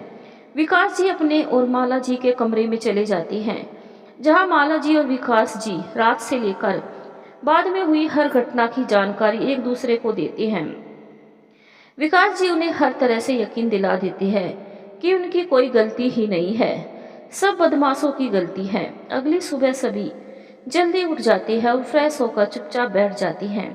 विकास जी माला जी से कहते हैं कि चाय बना कर दे ताकि वह ऑफिस के लिए निकल सकें। वैसे ही छुट्टी खत्म हो गई है, वहां जाने पर जो एक्स्ट्रा छुट्टी हुई है उसकी छुट्टी की एप्लीकेशन कोई वाजिब कारण बताकर देनी पड़ेगी। जी कहकर माला जी चाय बना कर लाती हैं और सभी को दे देती हैं। विकास जी माला जी से बच्चों के स्कूल में छुट्टी की एप्लीकेशन दे छुट्टी बढ़वाने को कहते हैं ताकि घर की बात बाहर न जाए। तब तक कुछ हल निकालते हैं। जी ठीक है कहकर माला जी किचन में काम करने लगती है। अचानक से वह दूसरी लेडी आकर माला जी के साथ खड़े होकर किचन में काम करने लगती है और तब माला जी उससे कहती है, इसकी कोई जरूरत नहीं है, मैं मेरे घर के काम खुद कर सकती हूँ। तब वह लेडी चिढ़कर किचन से बाहर कमरे में चली जाती है। विकास जी तैयार होकर ऑफिस चले जाते हैं। माला जी भी पड़ोस में जाकर बच्चों के स्कूल में ही पढ़ने वाले बच्चों के घर में जाकर उनसे मधु एवं महक के स्कूल की छुट्टी की एप्लीकेशन याद से देकर आने को कहती है। फिर बच्चों के सर पर प्यार से हाथ फेरकर बड़ों को नमस्ते कर वापस घर आ जाती है। दोपहर का खाना तैयार कर वह भतीजे और उस महिला को देकर आती है और फिर बच्चों को खाना खिलाने लगती है। तब महक उनसे पूछती है, मम्मी हम स्कूल फिर से कब जाएंगे? तब वह दोनों बच्चियों से कहती है कि बहुत जल्द बेटा। फिर खाना खिलाकर उन्हें वह पढ़ने को कहती है और खुद बचे काम खत्म कर अपने कमरे में बैठ इस समस्या का समाधान खोजने की कोशिश करने लगती है। दोपहर बीतने लगती है। फिर शाम को विकास जी घर लौट आती है। माला जी शाम का चाय नाश्ता बनाने की तैयारी करने लगती है। तभी मेन गेट पर दस्तक होती है। विकास जी बाहर उठकर देखने जाती है। करीब 10 मिनट बाद मुंह पर अंगोछा बांधे 8-10 लोग हथियारों से लेस घर के अंदर आती है। अंदर आकर सभी हॉल में सोफे पर बैठ जाते हैं। उनका मुखिया एक सोफे पर बैठ पूरे घर में चारों ओर नजर डालते हुए कहता है कि क्या बात है विकास जी, बड़ा शानदार घर बनवाए हो, सब सरकारी नौकरी का प्रताप है, बहुत बढ़िया। और कैसी है बहना? वह उस लेडी से सवाल पूछता है। सच सच बताना, सब कुशल मंगल है ना? कुछ बदमाशी तो नहीं किया ना इन लोगों ने तुम्हारे साथ? वह लेडी पहले चारों ओर देखती है और फिर फूट फूट कर रोना शुरू कर देती है और कहती है, हमको तो दूजे कमरे में बैठा दिया है रे। अरे हमारा तो भाग्य फूट गया, कहाँ बिहा दिए रे भैया। एक तो सोत और साथ माँ 2 ठो छोकरियां भी सर पर बैठी है रे। बताओ सी, हमार पति का घर है और हम ही को रसोई में ना घुसने दी, अब हम का करी। तब तक रोने की आवाज सुनकर कमरे में बैठी बच्चियां भी हॉल में आ जाती हैं। उन पर नजर पड़ते ही उस आदमी ने उन दोनों को अपने हाथों से घसीट लिया और दोनों हाथों से उनकी कनपटी पर एक एक बंदूक रख दी। वह गुस्से से जोर से बोला, का है रे, हम तुम दोनों मियाँ बीवी को कहे रहे कि हमारी बहन को कोई भी परेशानी ना होए, फिर कैसे अलग रखा रे तूने उसे। अब जोरू है तुम्हारी, भूल गया रे तू। फिर माला जी से बोला, कान खोल कर सुन ले तू शहरी गुड़िया, अगर आज के बाद नहीं हमारी बहन का आंख माँ एक भी आंसू आया ना, तो तुम्हारी ये दोनों छोकरियों को खोपड़ी में गोली घुसेड़ देंगे, या उसकी जरूरत भी ना पड़ी इन्हीं हाथों से टैटुआ दुहिनी को दबा देंगे, लोगों में फैलवा देंगे कि लड़कियों से परेशान मियाँ बीबी ने अपनी ही औलादों का गला दबा दिया। समझ गई, आज के बाद इस घर के हर कोने में हमार बहन हक से आ जा सकी है, रोका ना तो समझ ले तोका और इन चिड़ियन का या तो उड़ा दे या फिर बेच दे, समझ गई। और जोर से बच्चों को उनकी ओर फेंक देता है। डरी सहमी माला जी अपनी बेटियों को अपने सीने से लगा लेती है, उनके रोंगटे खड़े हो चुके हैं ये सब देख सुनकर। फिर वह आदमी खड़े होकर कुछ कागजात निकालकर विकास जी से साइन करने को कहता है कि कर चुपचाप हस्ताक्षर, नहीं तो उड़ा दूंगा अभी इन चिरैयन को, चलकर हस्ताक्षर। माला जी डरते हुए बोली, सुनिए जी, कर दीजिए साइन, नहीं तो ये सब बच्चों को मार देंगे। विकास जी, पागल हो गई हो, पता भी है क्या लिखा है इन पर, यही कि मैं अपनी मर्जी से इससे शादी कर रहा हूँ, और यही नहीं, घर परिवार समाज में इसको हक भी दूंगा। कभी नहीं बदमाश, यही नहीं ये तुम्हारी शहरी जोरू भी करेगी, किसे कोई आपत्ति नहीं है, और अगर होगी तो चल देगी तुम्हें छोड़कर। विकास ने जोर से चिल्लाकर कहा कि नहीं करते हम इस पर साइन, जाओ। ठीक ठीक कहकर उस बदमाश ने ट्रिगर पर उंगली रखी। माला जी ने कहा, सुनिए, अपने बच्चों के लिए ही सही कर दीजिए, मरता क्या ना करता। विकास जी को साइन करने पड़े। उसके बाद उस आदमी ने अपनी बहन को रसोई में भेजकर सभी के लिए खाना बनाने को कहा। कुछ देर बाद उस लेडी ने खाना बनाकर तैयार कर दिया। उसने विकास को, उनके भतीजे को और उन बदमाशों को सबको खाना परोसा। विकास को अनमना सा मुंह बनाते देख बदमाशों का मुखिया बोला, ऐसा है विकास जी, आज के बाद हमारी बहन से तमीज से पेश आना, ढंग से बात करना, डांटने हाथ उठाने की गलती से भी ना करना। और एक चीज, हमने पुलिस में तुम्हारे खिलाफ रिपोर्ट कर दी है कि तुम हमारी बहन को फुसलाकर ब्याह कर ले गए हो, और हाँ, कुछ बदमाशी करोगे तो तुम ही फंसोगे कि लड़के के लिए दूजा ब्याह किए हो। ये गुस्सा तुम्हारी पहली जोरू और इन छोकरियों के लिए रह रखना। गलती से इसकी ओर आंख चढ़ाकर देखा और जुबान से गलत या घटिया अपशब्द निकले तो याद रखना, तुम्हारी ये जोरू और चिड़ैया और अमरचंद का कुनबा बचेगा नहीं, यानी नाम लेने वाला भी ना रह जाएगा, समझे। और एक बात, कल सुबह अपने मिलने जुलने वाले यानी रिश्तेदार, पड़ोसी, यार यानी ऑफिस बिहारी सभी को नई दुल्हन की मुंह दिखाई कराकर सबसे परिचय करवाना, वरना अंजाम भुगतने को तैयार रहना। आहा, ये सुन माला जी और विकास जी सन रह जाती हैं, क्योंकि वह हल निकालने की सोच रहे थे और अब सारी दुनिया को असलियत बतानी पड़ेगी। कुछ सोचने और करने का समय ही नहीं रह गया उनके पास। और हाँ, वहाँ की पुलिस का जेब हम गरम कर दिए है, वह ढूंढने नहीं आएगी तुम्हें। हाँ, हम चाहे तो बहुत कुछ कर सकते हैं। शैतानी मुस्कुराहट लिए वह बोला। इतना कह चैन से खाना खा, साथ में लाए सामान में से चादरें निकालकर डाल सभी बरामदे में लमलेट हो गए और मुखिया को छोड़कर बाकी खराटे मारने लगे। विकास जी को जबरदस्ती दूसरी महिला ने खाना खिलाया। माला जी को दुनिया घूमती नजर आ रही है। जबरदस्ती बच्चों के मुंह में 2 दाने डाल उन्हें लेकर अंदर कमरे में आ गई। विकास, आज के बाद ये कमरा जहाँ हमारी बहन रहेगी तुम्हारा है। नई दुल्हन को ज्यादा इंतजार नहीं कराना, उस दूसरे कमरे का रास्ता भूल जाना, याद रखो। ये क्या जबरदस्ती है, गुस्से में विकास जी चिल्लाए। हमें आंख दिखाता है तेरी तो। मुखिया ने कनपटी पर बंदूक लगा दी और बोला, सुन, तुम्हारे खाने में हमने दवाई मिलाई है और आज से तुम्हारा दिन और रात यही बीतनी चाहिए। पुरानी जोरू को फेंको किनारे, समझा, नहीं तो ले मर मुखिया। तभी माला जी ने उसे हाथ जोड़कर रोक दिया। नहीं भाई साहब, माफ़ कर दे इन्हें, ये मेरे कमरे में नहीं जाएंगे। बस भाई साहब, एक एहसान कर दीजिए, मेरी बच्चियाँ अभी बहुत छोटी है, उन्हें उनके पिता के साय से वंचित ना करे। उनकी पढ़ाई की उम्र है, माता पिता कम से कम एक जगह दिखे और पढ़ाई लिखाई और जीवन के अन्य खर्चे जिन्हें हर माता पिता अपने बच्चों के लिए मिलजुल कर खर्च करते हैं वह इन्हें करने दे। हम तीनों माँ बेटी यही कोने में अपने कमरे में पड़े रहेंगे। बच्चों के सर पर पिता का साया और घर की छत रहने दे। उससे उन्हें वंचित ना करे, क्योंकि मेरा कोई और नहीं है, बस इतना रहम कर दे। और यह कह वह रोने लगी। ठीक है, जाओ तुम अपने कमरे में। और विकास, तुम जाओ हमारी बहन के कमरे में। उसका हक मत मारना, वरना हम बहुत कुछ कर सकते हैं। अब सब कमरे में जाओ अपने। याद रखना, सुबह तुम्हारी नई दुल्हन से सभी का परिचय करवाना है। जिसको बुलवाना है, रिश्तेदार, दोस्त, पड़ोसी, सभी को बुलवाया जाएगा।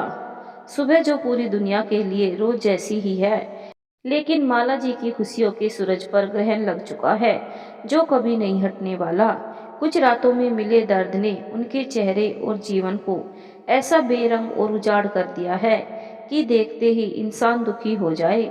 लेकिन इंसानियत के दुश्मन अपने निजी स्वार्थ के लिए किसी के जीवन की खुशियां को खाने में और जीवन खत्म करने में कुछ सेकंड भी नहीं लगाएंगे।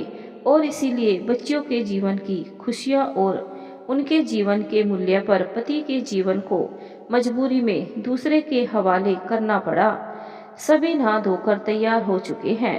मुखिया का एक आदमी आसपास के घरों में 10 बजे तक आने का निमंत्रण दे आता है और साथ ही सभी आने जाने वालों के लिए वह नाश्ते पानी का इंतजाम करवाता है। विकास से वह उसके भाई और उसकी पत्नी और ऑफिस के लोगों को फोन कर बुलाने को कहता है और मना करने पर हिंसक हो जाता है। तब माला जी पास रखी डायरी में लिखे कुछ नंबरों पर दिखाकर घर की लैंडलाइन से फोन करने को कहती है और कहती है कि मेरा नाम लेकर सभी को अर्जेंट है कहकर आने को कहो। भतीजा सभी को माला जी के कहने पर सभी को फोन करता है। थोड़ी देर में सब आने लगते हैं। सभी को बैठा दिया जाता है। फिर विकास जी का छोटा भाई आकाश और उसकी पत्नी मीरा वहां आती है। आते ही सबसे पहले वह पूछता है, क्या हुआ भैया? अरे भाभी, आपका चेहरा कैसा बीमार सा लग रहा है, क्या हो गया? बच्चियां कहाँ हैं? रुआ से होकर देवर देवरानी बोले। मुखिया बोला, हम बताते हैं सभी को, आइए पहले सब थोड़ा जलपान कीजिए, ये चाय नाश्ता करिए, आप सभी के लिए ही मंगवाया गया है। अपने आदमियों से सभी को चाय नाश्ता सर्व करने को कहता है। नाश्ता करवा कर सब आपस में खुसुर फुसुर करने लगते हैं। लेकिन आकाश और मीरा को कुछ सही नहीं लगता और वे चुपचाप खड़े रहती हैं। फिर मुखिया माला जी से कहता है कि जरा जाकर हमारी बहन को ले आइए। माला जी उसका मुंह देखती है, फिर जी कड़ाकर जाकर उस औरत को ले आती है। माला जी के साथ घूंघट डाले किसी औरत को दुल्हन की तरह सजा देखकर सभी आश्चर्यचकित रह जाते हैं और फिर खुसुर फुसुर तीव्र हो जाती है। ये औरत कौन है भैया? और ये सब आदमी कौन है? और हमारे घर में क्या कर रहे हैं? और ये सब क्या चल रहा है? प्लीज बताइए। अब आकाश से रहा नहीं गया और उसने बड़े भैया से पूछ लिया। मुखिया बोला, देखिए हम बताते हैं। ऐसा है विकास जी गए रहे अपनी भांजी की शादी में और संयोग देखिए इनके साथ हमारी छुटकी बहन का ब्याह हो गया। अब इनकी जोरू तीसरी बार माँ तो नहीं बन सकती। अब बिना लड़के के पीढ़ी इनकी आगे कैसे बढ़ेगी? इसीलिए हमसे इनका दुख देखा ना गया और यही खातिर हमने एक शादीशुदा आदमी और 2 लड़कियन के बाप से अपनी बहन ब्याह दी। अब यह इनकी जोरू है और आज इसी की मुंह दिखाई खातिर हमने आप सभी को बुलवाया है। आकाश ने गुस्से में मुखिया का गिरेबान पकड़ लिया। दिमाग खराब है साले तेरा, क्या बकवास लगा कर रखी है? हमारे घर में बैठकर तू शान से हमें बता रहा है कि जैसे एहसान कर रहा है। तुझे पता नहीं दूसरी शादी वैध नहीं होती। चल निकल यहाँ से और समेट अपना तामझाम और अपनी इस बहन को लेकर निकल। इतनी सुंदर गुणवान पत्नी और बच्चियां हो जिसके पास दुनिया में सबसे धनवान होता है, ये सब बकवास कर हमें इम्प्रेस करना चाहता है। चल निकल यहाँ से, हम नहीं डरते तुझसे।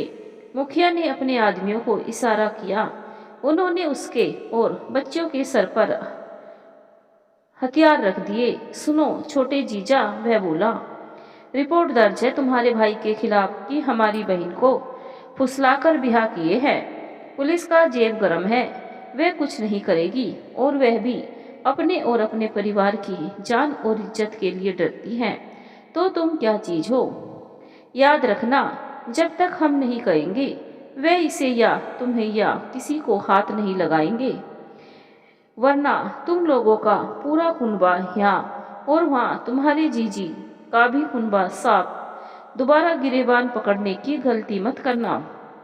एक बात और, यहाँ बैठे सभी लोगों से भी यही उम्मीद करूँगा कि बाहर जाकर कोई चालाकी या रिपोर्ट करने की कोशिश की तो कोई भी नहीं बचेगा।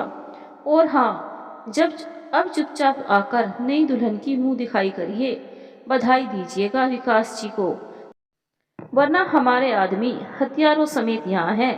यहाँ से कोई बाहर ना जा पाएगा और ना किसी को पता चलेगा कि यहाँ क्या हुआ था।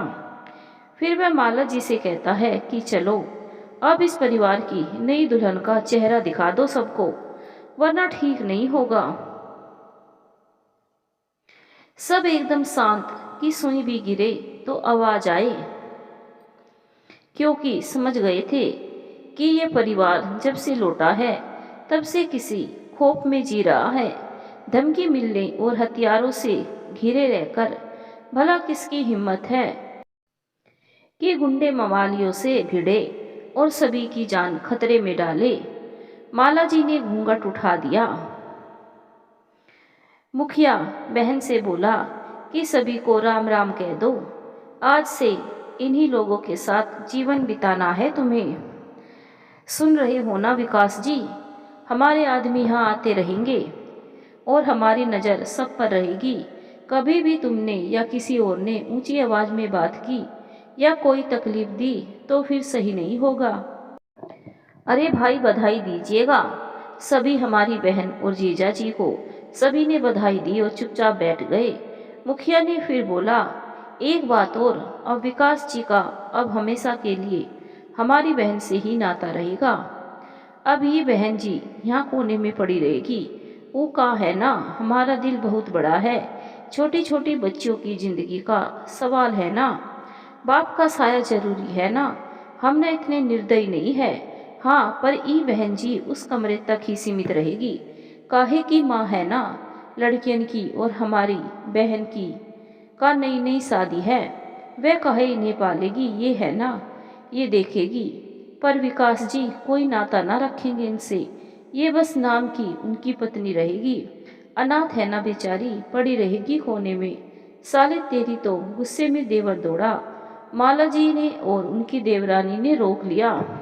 छोटे जीजा साला तो मैं बन चुका विकास जी, और तुम्हारा, और मैं अब बुरा नहीं मानूंगा तुम्हारा साला बोलने पर, क्योंकि अब तो हमारा मजाक का ही रिश्ता जुड़ गया है। अब जब कुछ महीनों बाद में भांजे के मामा जी और तुम काका बनोगे तो सारा गुस्सा भूल जाओगे। फिर मिलजुल कर होली दिवाली सारे त्योहार मनाएंगे। ईद चिरियन का तो शादी के बाद घर छोड़ जाना है। अच्छा भाई, अब आप भी ध्यान रखिएगा कि आज से ही हमारी बहन सुमन, इसे ही मिसेस सुमन कहिएगा। आज रात में हम सब चले जाएंगे, पर बीच बीच में आते रहेंगे ताकि कोई हमें भूल ना पाए। फिर वह बोला, अच्छा अब आप सबको विदा लेने को कहने में हमें बड़ा ही बुरा लग रहा है, पर कहा है ना कि आप सबका भी घर बार और नौकरी व्यापार होगा, उसे छोड़ तो यहाँ ना बैठ पाएंगे। अच्छा तो भैया राम राम सभी को। आप सभी को धन्यवाद कि अपना वक्त निकाल आए। सभी विदा लेकर चले गए। जानते थे कि अब इस घर में आना इतना आसान ना होगा, और माला जी जैसी गुणवान महिला के जीवन में अकस्मात आई इस समस्या को और आने वाले जीवन में होने वाली कठिनाइयों को उनका दुर्भाग्यमान सब चल दिए थे, क्योंकि अब कोई इस विषय में बोल जान से हाथ धोना नहीं चाहता है। रात में मुखिया अपने आदमियों के साथ चलने को तैयार है। वे विकास जी के भतीजे से कहते हैं कि चलो हेमंत जी, आपको भी आपके गांव तक पहुंचा देंगे। अरे डरते काहे है भाई, हम आपको कुछ नहीं कहेंगे। कहा है ना, बेकार इंसान को जो आवारा है किसके पल्ले बांधेंगे। यह कहकर उसे भी अपने साथ ले जाती हैं। इधर कमरे में रात में देव और देवरानी दोनों माला जी और विकास जी से जब सारी बात पूछते हैं तब शुरू से लेकर अंत तक जो हुआ सब कुछ बता देते हैं। माला जी यह भी कहती है कि अगर वह साइन नहीं करती तब सभी को मार देते। ये सही नहीं हुआ भैया भाभी, साइन नहीं करना चाहिए था। माला जी सुबकते हुए बोली, तो क्या सबको मरने देती बताओ। यह सुनकर दोनों मौन रह जाते हैं। फिर दोनों बच्चियों के सर पर हाथ फेरकर माला से कहते हैं, भाभी अगर कोई जरूरत हो तो हम दोनों आपके छोटे बेटे हैं, हमें फोन कर दीजिएगा, हम दौड़े चले आएंगे। बाहर निकल कर जाते समय सुमन बोली कि देवर जी हमसे तो आप मिले भी नहीं। दोनों ने उसे घूर कर देखा और बड़ी भाभी से आशीर्वाद ले चले गए। 3 महीने यूं ही निकल गए। इस परिवार की कहानी सारे शहर को पता चल चुकी है। सभी दूर से नमस्ते कर लेते हैं और माला जी के लिए बेचारी कहकर संतोष कर लेते हैं। कुछ दिनों बाद मीनाक्षी दीदी और अमरचंद जी उनसे मिलने आती है, क्योंकि वह अपनी बेटी के ससुराल से होते हुए भाई को मिलने आ जाते हैं। तभी यह पता लगता है कि सुमन मां बनने वाली है। तब मीनाक्षी जी यह कहकर रुक जाती है कि 2 बच्चियों की देखभाल में डूबी माला सुमन की देखभाल ठीक से नहीं कर पाएगी। फिर रात में उनसे मिलने आकाश और मीरा आती है, उनके पैर छूते हैं। तब दीदी रात में उन्हें रोक लेती है। रात में देवरानी माला के कमरे में रुक जाती है और आकाश और उसकी पत्नी माला जी से बातें करने लगती है। बच्चे सो चुके हैं। रात में जग खाली देख वह किचन से पानी लेने जाती है कि रात में मीनाक्षी जीजी और अमर जीजा जी को विकास जी के कमरे में जाते देख वह डर गई कि क्या हुआ, कोई तकलीफ तो नहीं। माला उस कमरे की ओर बढ़ने लगती है। तभी आकाश उन्हें उधर जाते हुए देख डर जाता है कि अचानक से भाभी को क्या हो गया। वह उनके पीछे जाते हुए आवाजें देता है, लेकिन माला जी का ध्यान उधर नहीं जाता, क्योंकि वह घबराई है कि इतनी रात में कोई तकलीफ तो नहीं है सुमन को कि दीदी और जीजा उधर गए हैं। माला के पीछे आकाश भी जाता है। माला जी दरवाजा खटखटाने ही वाली है कि अंदर से आती जिन आवाजों को सुनकर वह वहीं रुक जाती है और उनके पीछे आकाश भी उन बातों को सुनने लगता है। यह आवाजें मीनाक्षी, अमरचंद, विकास और सुमन की है। मीनाक्षी, एक बात कहूँ विकास, अब इस माला को चलता करो। अरे लड़कियां तुम्हारी है और उन्हें तो माला क्या किसी की हिम्मत नहीं है ले जाने की। अरे सुमन की गोद भर जाने के बाद तो वह इन सब पर ध्यान दे सकती है, और वैसे भी इतना तो माला ने बच्चों को भी सबका ध्यान रखना सिखा दिया है कि एक दूसरे का ध्यान रख लेगी। और सुमन और बच्चे को भी उन्हें मान देना पड़ेगा। सुमन, हम भी तो यही कह रही है, पर ये मानते नहीं। हमें तो लगता है अब भी उन्हीं को पसंद करते हैं। नाराजगी जताते हुए, हूँ विकास, नहीं जीजी, ये सब इतना आसान नहीं है। वैसे भी यह जमीन माला के पिताजी ने माला के नाम पर ही ली थी, और मकान बनवाने में भी उन्होंने मदद की थी। ज्यादातर मदद तो उन्हीं की थी। अब उनके ना होने पर बचा हुआ जो माला के नाम का थोड़ा पैसा है, कुछ उसमें और कुछ अपनी जेब से बनवाया है। वैसे भी ज्यादातर तो उसी का पैसा लगा है। बाकी बच्चियों के नाम पर उसके पापा ने जो पैसे किए थे। अब यदि मैं साफ साफ उसे तलाक देकर ये शादी करता तो ये मकान, बच्चे और समाज में जो इज्जत बनी है सब चली जाती, वरना इतना नाटक ना करना पड़ता। अमरचंद, हद है यार, तुम पहले नहीं बता सकते थे। शुक्र मनाओ कि जो कहानी तुमने सुनाई और हमने नाटक किया उस पर किसी को शक नहीं हुआ। यह सब नाटक है, वरना आज यह खुशखबरी ना सुनने को मिलती। अब देखना, तुम्हारे नाम को बढ़ाने वाला आएगा। जरा सी चूक और हम सब अंदर होते और तुम्हारी नौकरी भी खतरे में होती।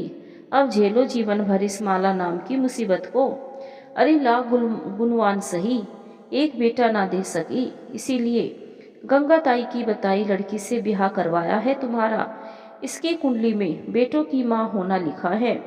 हमारे पुरोहित जी की कोई भी बात गलत नहीं निकली। तुम्हारी जीजी के लिए एक बिटिया और एक बेटी की भविष्यवाणी की थी, सच हुई। जितनों के लिए कहा सब सही हुआ।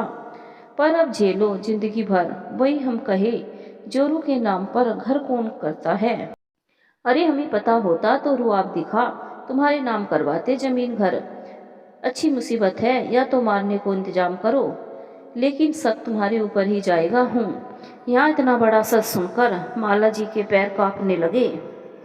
उनके हाथ से जग गिर गया और वे बेहोश होकर गिरने ही वाली थी कि उनके भाई समान देवर और बहन सरीखी देवरानी ने उन्हें थाम लिया, जो कि बहुत देर होने पर उनके पीछे आकर खड़ी सुन रही थी। जग गिरने की आवाज पर जब सभी की नजर दरवाजे पर खड़े आकाश, मीरा और बेहोश माला जी पर पड़ी, तब एकाएक वह सब चकरा गए कि अब सभी ने सब सच सुन लिया है। एसी में बैठने के बावजूद पसीने पसीने हो गए थे वह लोग। भाभी को कुर्सी पर बैठाकर गुस्से में आकाश जोर से चिल्लाया, इतना बड़ा धोखा, इस तरह से प्लानिंग की गई और सारी दुनिया के साथ हम सभी को डराकर आपने सहानुभूति जीती। आपने भैया, अच्छी शर्म आती है कि आप मेरे बड़े भाई हैं। आपने दीदी और चीचा से गुस्से में कहा, और आप लोग उम्र में कितने बड़े हैं और ऐसी घटिया हरकत की मिलकर सबने। आकाश शांत हो जा आकाश, कैसे बात कर रहे हो? बहुत बड़े हैं वह हम लोगों से, इज्जत से बात कर उनसे। आकाश, इज्जत इनसे और आपसे, और वह भी इतनी घटिया हरकत के बाद? अरे इतना बड़ा षड्यंत्र भाभी और बच्चों के जीवन से खेलने में शर्म नहीं आई आप सभी को? अकड़ जानी नहीं चाहिए और सभी को दबा कर रखो, या फिर भगा दो या मार दो। शर्म आती है आप सभी को अपना बड़ा कहते। मीनाक्षी, चुप कर आकाश, लड़के ही घर का चिराग होते हैं, वंश चलता है उनसे, लड़कियां तो बोझ होती हैं अपने माँ बाप पर। आकाश, तब तो आप और हमारी माँ और दुनिया की भी औरत को पैदा ही नहीं होना चाहिए था, यानी कि दुनिया में जीवन नाम की चीज ही नहीं होती। अरे चुल्लू भर पानी में शर्म से डूब मर नहीं जाना चाहिए आप सबको। मीनाक्षी, तू हमारा भाई है या इस माला का? अरे भाई का भला सोचा हमने, इसीलिए किया वह सब। समझा इसे तू आकाश की दुल्हन। मीरा, क्या समझाऊं जिज्जी? यही कि कल को मेरे बेटी पैदा होगी तब आप यही करवाएगी, क्यों हम गलत का साथ दे? बताइए तो आकाश, कल को अगर आपकी बेटी उर्वशी के साथ यही सब उसके ससुराल वाले करे तो आप घर में रख लेंगे या मरने को छोड़ देंगे क्या? अमरचंद और मीनाक्षी का हाथ उठ जाता है कि इतना बड़ा हो गया तू, और तेरी हिम्मत, इतनी हिम्मत की हमारी बेटी के बारे में ऐसे बोले या सोचे? आकाश, क्यों, बेटियां बोझ है ना, तब हर ससुराल वाले ये करने का हक होना चाहिए। चुप पे देख उसने कहा, अब क्यों मुंह बंद है? इतना घटिया षड्यंत्र बना, सभी को सुना, इतने दिनों तक सभी को भ्रम में रखा। भाभी के मायके में कोई नहीं, इसीलिए फायदा उठाया, बस अब और नहीं। मैं आप सभी की रिपोर्ट कराऊंगा और आप सभी का सच हर किसी के सामने आकर रहेगा। मैं अभी अपने इंस्पेक्टर दोस्त को बुलाकर उससे बात करता हूँ, और वह अपने दोस्त को बुलवाकर उससे रिपोर्ट के बारे में पूछता है। तब सुमन आगे आकर उससे माफ़ी मांगती है और एक नया जाल फेंकती है कि इस हाल में हमें जेल में ना डालो देवर जी। आकाश, देखो अपने नाटक मेरे आगे मत करना, ये रिपोर्ट मैं करके रहूंगा। इधर माला अब होश में आ चुकी है और अनवरत उनकी आंखें बहती जा रही हैं। उनसे मीनाक्षी और अमरचंद ने कहा कि ये आकाश पागल हो गया है, तुम समझाओ कि ऐसी मूर्खता ना करे, बच्चों के भविष्य का सोचे और घर की बात बाहर जाएगी, इसे समझाओ। माला, मैं क्या समझाऊं जीजी, जीजा जी, मैंने जिसे अपना माना वह उन अपनों ने मुझे ठगा। किसी और को अपनों की जिंदगी के साथ खेलते देख मैंने अपनी सर्वोच्च निधि, अपना हक यानी अपना पति और उससे जीवन भर के लिए अलग रहना मंजूर किया। पति, ननंद, नंदोई, खानदान, सभी की जान खतरे में पड़ी देख अपना जीवन भंवर में डुबोकर तिल तिल मरना मंजूर किया। मुझे लगा कि रात में कहीं इसकी तबीयत तो खराब नहीं हुई कि आप दोनों यहाँ आए हैं, और ऐसे सच से सामना हो गया जिसने मेरे मन की पीड़ा को मैंने दिल के कोने में दफन कर दिया था ताकि बच्चों को पाल सकूं। उसे अब कैसे दबा दूं? कैसे? दीदी, मेरी जगह आप या उर्वशी होती तब क्या करती? वही जो आपने इस नाटक से मुझसे करवाया। जवाब है नहीं ना, कोई जवाब नहीं आप लोगों के पास। और आप इसकी बेटी होती तो आप तीसरी या बाद में और शादियां करते हैं ना, पति से बोली। विकास ने हाथ उठा दिया। तब हाथ पकड़कर सर हिलाकर माला ने कहा, अब और नहीं सहूंगी। अभी तक संस्कारवश की आप मेरे पति और दुनिया है, सब सुनती रही, पर अब हाथ उठाना या ऊंची आवाज में बात नहीं सुनूंगी। आज आप सबने मेरी आंखें खोल दी कि अपना होना और उस पर अंधविश्वास करना दोनों में अंतर होता है। आकाश उन्हें कुर्सी पर बैठा देता है। सुनिए भाभी, अब आप मेरी जिम्मेदारी है, मैं इन लोगों की रिपोर्ट करा रहा हूँ। आकाश सुनिए, अब सब यदि आप चाहते हैं कि यह आपके जीवन में ना रहे तो अब आप इस घर से जाएंगे, और हाँ, इनकी और बच्चों के भरण पोषण की जिम्मेदारी आपकी होगी। और यदि आप जीजी और जीजा और इसने या इसके रिश्तेदारों ने कभी भी कुछ गड़बड़ की तो आप फंसेंगे। यह घर भाभी के नाम पर है, उनके पापा ने किया है, इसीलिए घर और भाभी और बच्चों को पैसा है उनका है। मैंने हमेशा उन्हें अपनी बड़ी बहन समान माना। उन्होंने मुझे हर अच्छी बात सिखाई। मैं आपके जैसा गद्दार नहीं हूँ, उनको बड़ी बहन समान इज्जत भी दूंगा और उनका ध्यान भी रखूंगा। रिपोर्ट कर रहा हूँ मीनाक्षी। माला समझा इसे। नहीं जीजी, अब मैं कुछ नहीं कहूँगी। आकाश जो करना है चाहे कर सकता है। अब मैं मेरे आत्मसम्मान और स्वाभिमान से समझौता नहीं करूँगी। मैंने सभी को परिवार मानकर अपनाया, मान सम्मान दिया और बड़ा समझकर हर बात मानी। इनसे बेहद प्रेम किया, इज्जत की, और बदले में आप सबने मुझे क्या दिया? विश्वासघात किया, मेरे अरमानों का और मेरा मजाक बनाया दुनिया के सामने। कभी मेरे पक्ष में नहीं बोले। अब नहीं सहूंगी। आकाश मेरा छोटा भाई है, हर अच्छे बुरे की तमीज मैंने इसे सिखाई है। अब ये जो चाहे कर सकता है। आकाश बिना सुबह का इंतजार किए अपनी भाभी, उनकी बच्चियों और अपनी पत्नी और खुद की जान को खतरा है लिखवाता है। साथ में यह भी लिखवाता है कि यदि हम में से किसी को कुछ हो जाए तो फिर इसकी जिम्मेदारी मेरे बड़े भाई विकास, बहन मीनाक्षी और बहनों अमरचंद, सुमन और उसके भाई अशोक रिश्तेदारों की होगी। फिर वह अपने इंस्पेक्टर दोस्त के सामने ही कहता है कि जब तक हम सही है, हमारी भाभी और बच्चों के भरण पोषण की व्यवस्था बड़े भैया करेंगे, और जो कुछ इन लोगों ने अभी तक किया है, कल सुबह समाज में यानी दोस्तों और पड़ोसियों सभी को आपकी उपस्थिति में सब बताएंगे, और उसके बाद अपनी नई पत्नी को लेकर यहाँ से विदा होंगे, क्योंकि यह मकान मेरी भाभी और उनके पिताजी से ने बनवा कर दिया है। उसके बाद उसका इंस्पेक्टर दोस्त सुबह आने के लिए कहकर चला जाता है। सुबह आकाश सभी को फोन कर घर निर्भय होकर आने को कहता है। जब सभी आते हैं तब इंस्पेक्टर की उपस्थिति में विकास की, उसकी बहन और बहनोई की असलियत जान चारों ओर हल्ला मच जाता है। हर कोई इस धृष्टता पर हैरान है। विकास और उसकी पत्नी को किराए के घर में जाना पड़ता है, लेकिन इस शहर में ज़्यादा दिन उनका दाना पानी नहीं चल पाता, इसीलिए पड़ोस के शहर में ट्रांसफ़र करवा लेता है। इधर मालाजी तलाक की अर्जी देती है, जो कि सालों चलने वाली प्रक्रिया है, पर आकाश की मदद से कुछ महीनों में ही पूरी होने की कगार पर है।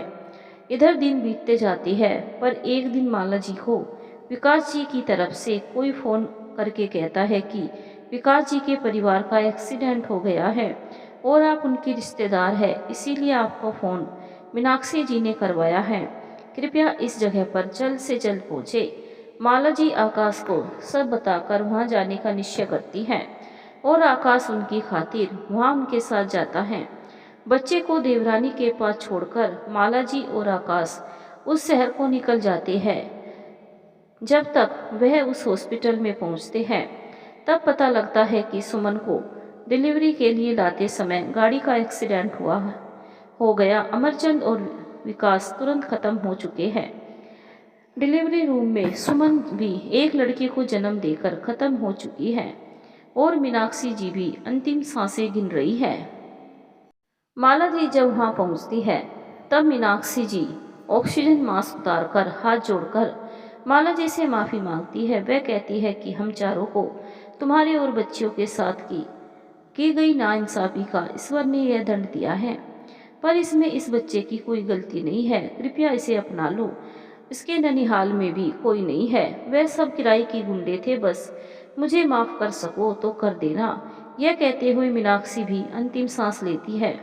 माला जी जड़ हो जाती है। नर्स आकर उन्हें एक सुंदर सा बच्चा गोद में दे देती है। यह उन्हें उस धोखे की याद दिलाता है जो उन्होंने सहा है, लेकिन बच्चा उनकी गोद में आकर जैसे रोते रोते चुप हो जाता है और ऐसे लगता है कि मुस्कुरा रहा हो, लेकिन इतने छोटे बच्चे मुस्कुराते नहीं। यह ईश्वरीय चमत्कार है। वह खड़े खड़े तुरंत यह निश्चय करती है कि वह मधु और महक के साथ इसे भी पालेगी, और है तो यह मेरे पति का ही बेटा। फिर वह आकाश से सक्षम को खबर करने को कहती है। सभी के आने पर आकाश और सक्षम माला जी के कहने पर चारों को मुख्य अग्नि देते हैं। माला बीएड होती ही है। उसी समय एक सरकारी टीचर की जॉब निकलती है, जिसका फॉर्म वह भर देती है और समय आने पर परीक्षा देकर पास होती है। फिर ट्रेनिंग के बाद जब पक्की नौकरी मिलती है, वह खुद का और सभी बच्चों को बड़ा करती है। अपने आत्मसम्मान को बनाए रखकर पति के स्थान पर मिलने वाली नौकरी की बजाय स्वयं की मेहनत से पाई नौकरी के बल पर स्वाभिमान की रक्षा कर आत्मसम्मान को ऊंचा रखती है। परिवार, समाज में हर जगह हर व्यक्ति उन्हें बेहद सम्मान देता है। धन्यवाद दोस्तों। मिलेंगे एक और नई कहानी के साथ। कहानी पसंद आई हो तो चैनल को सब्सक्राइब, वीडियो को लाइक जरूर करें।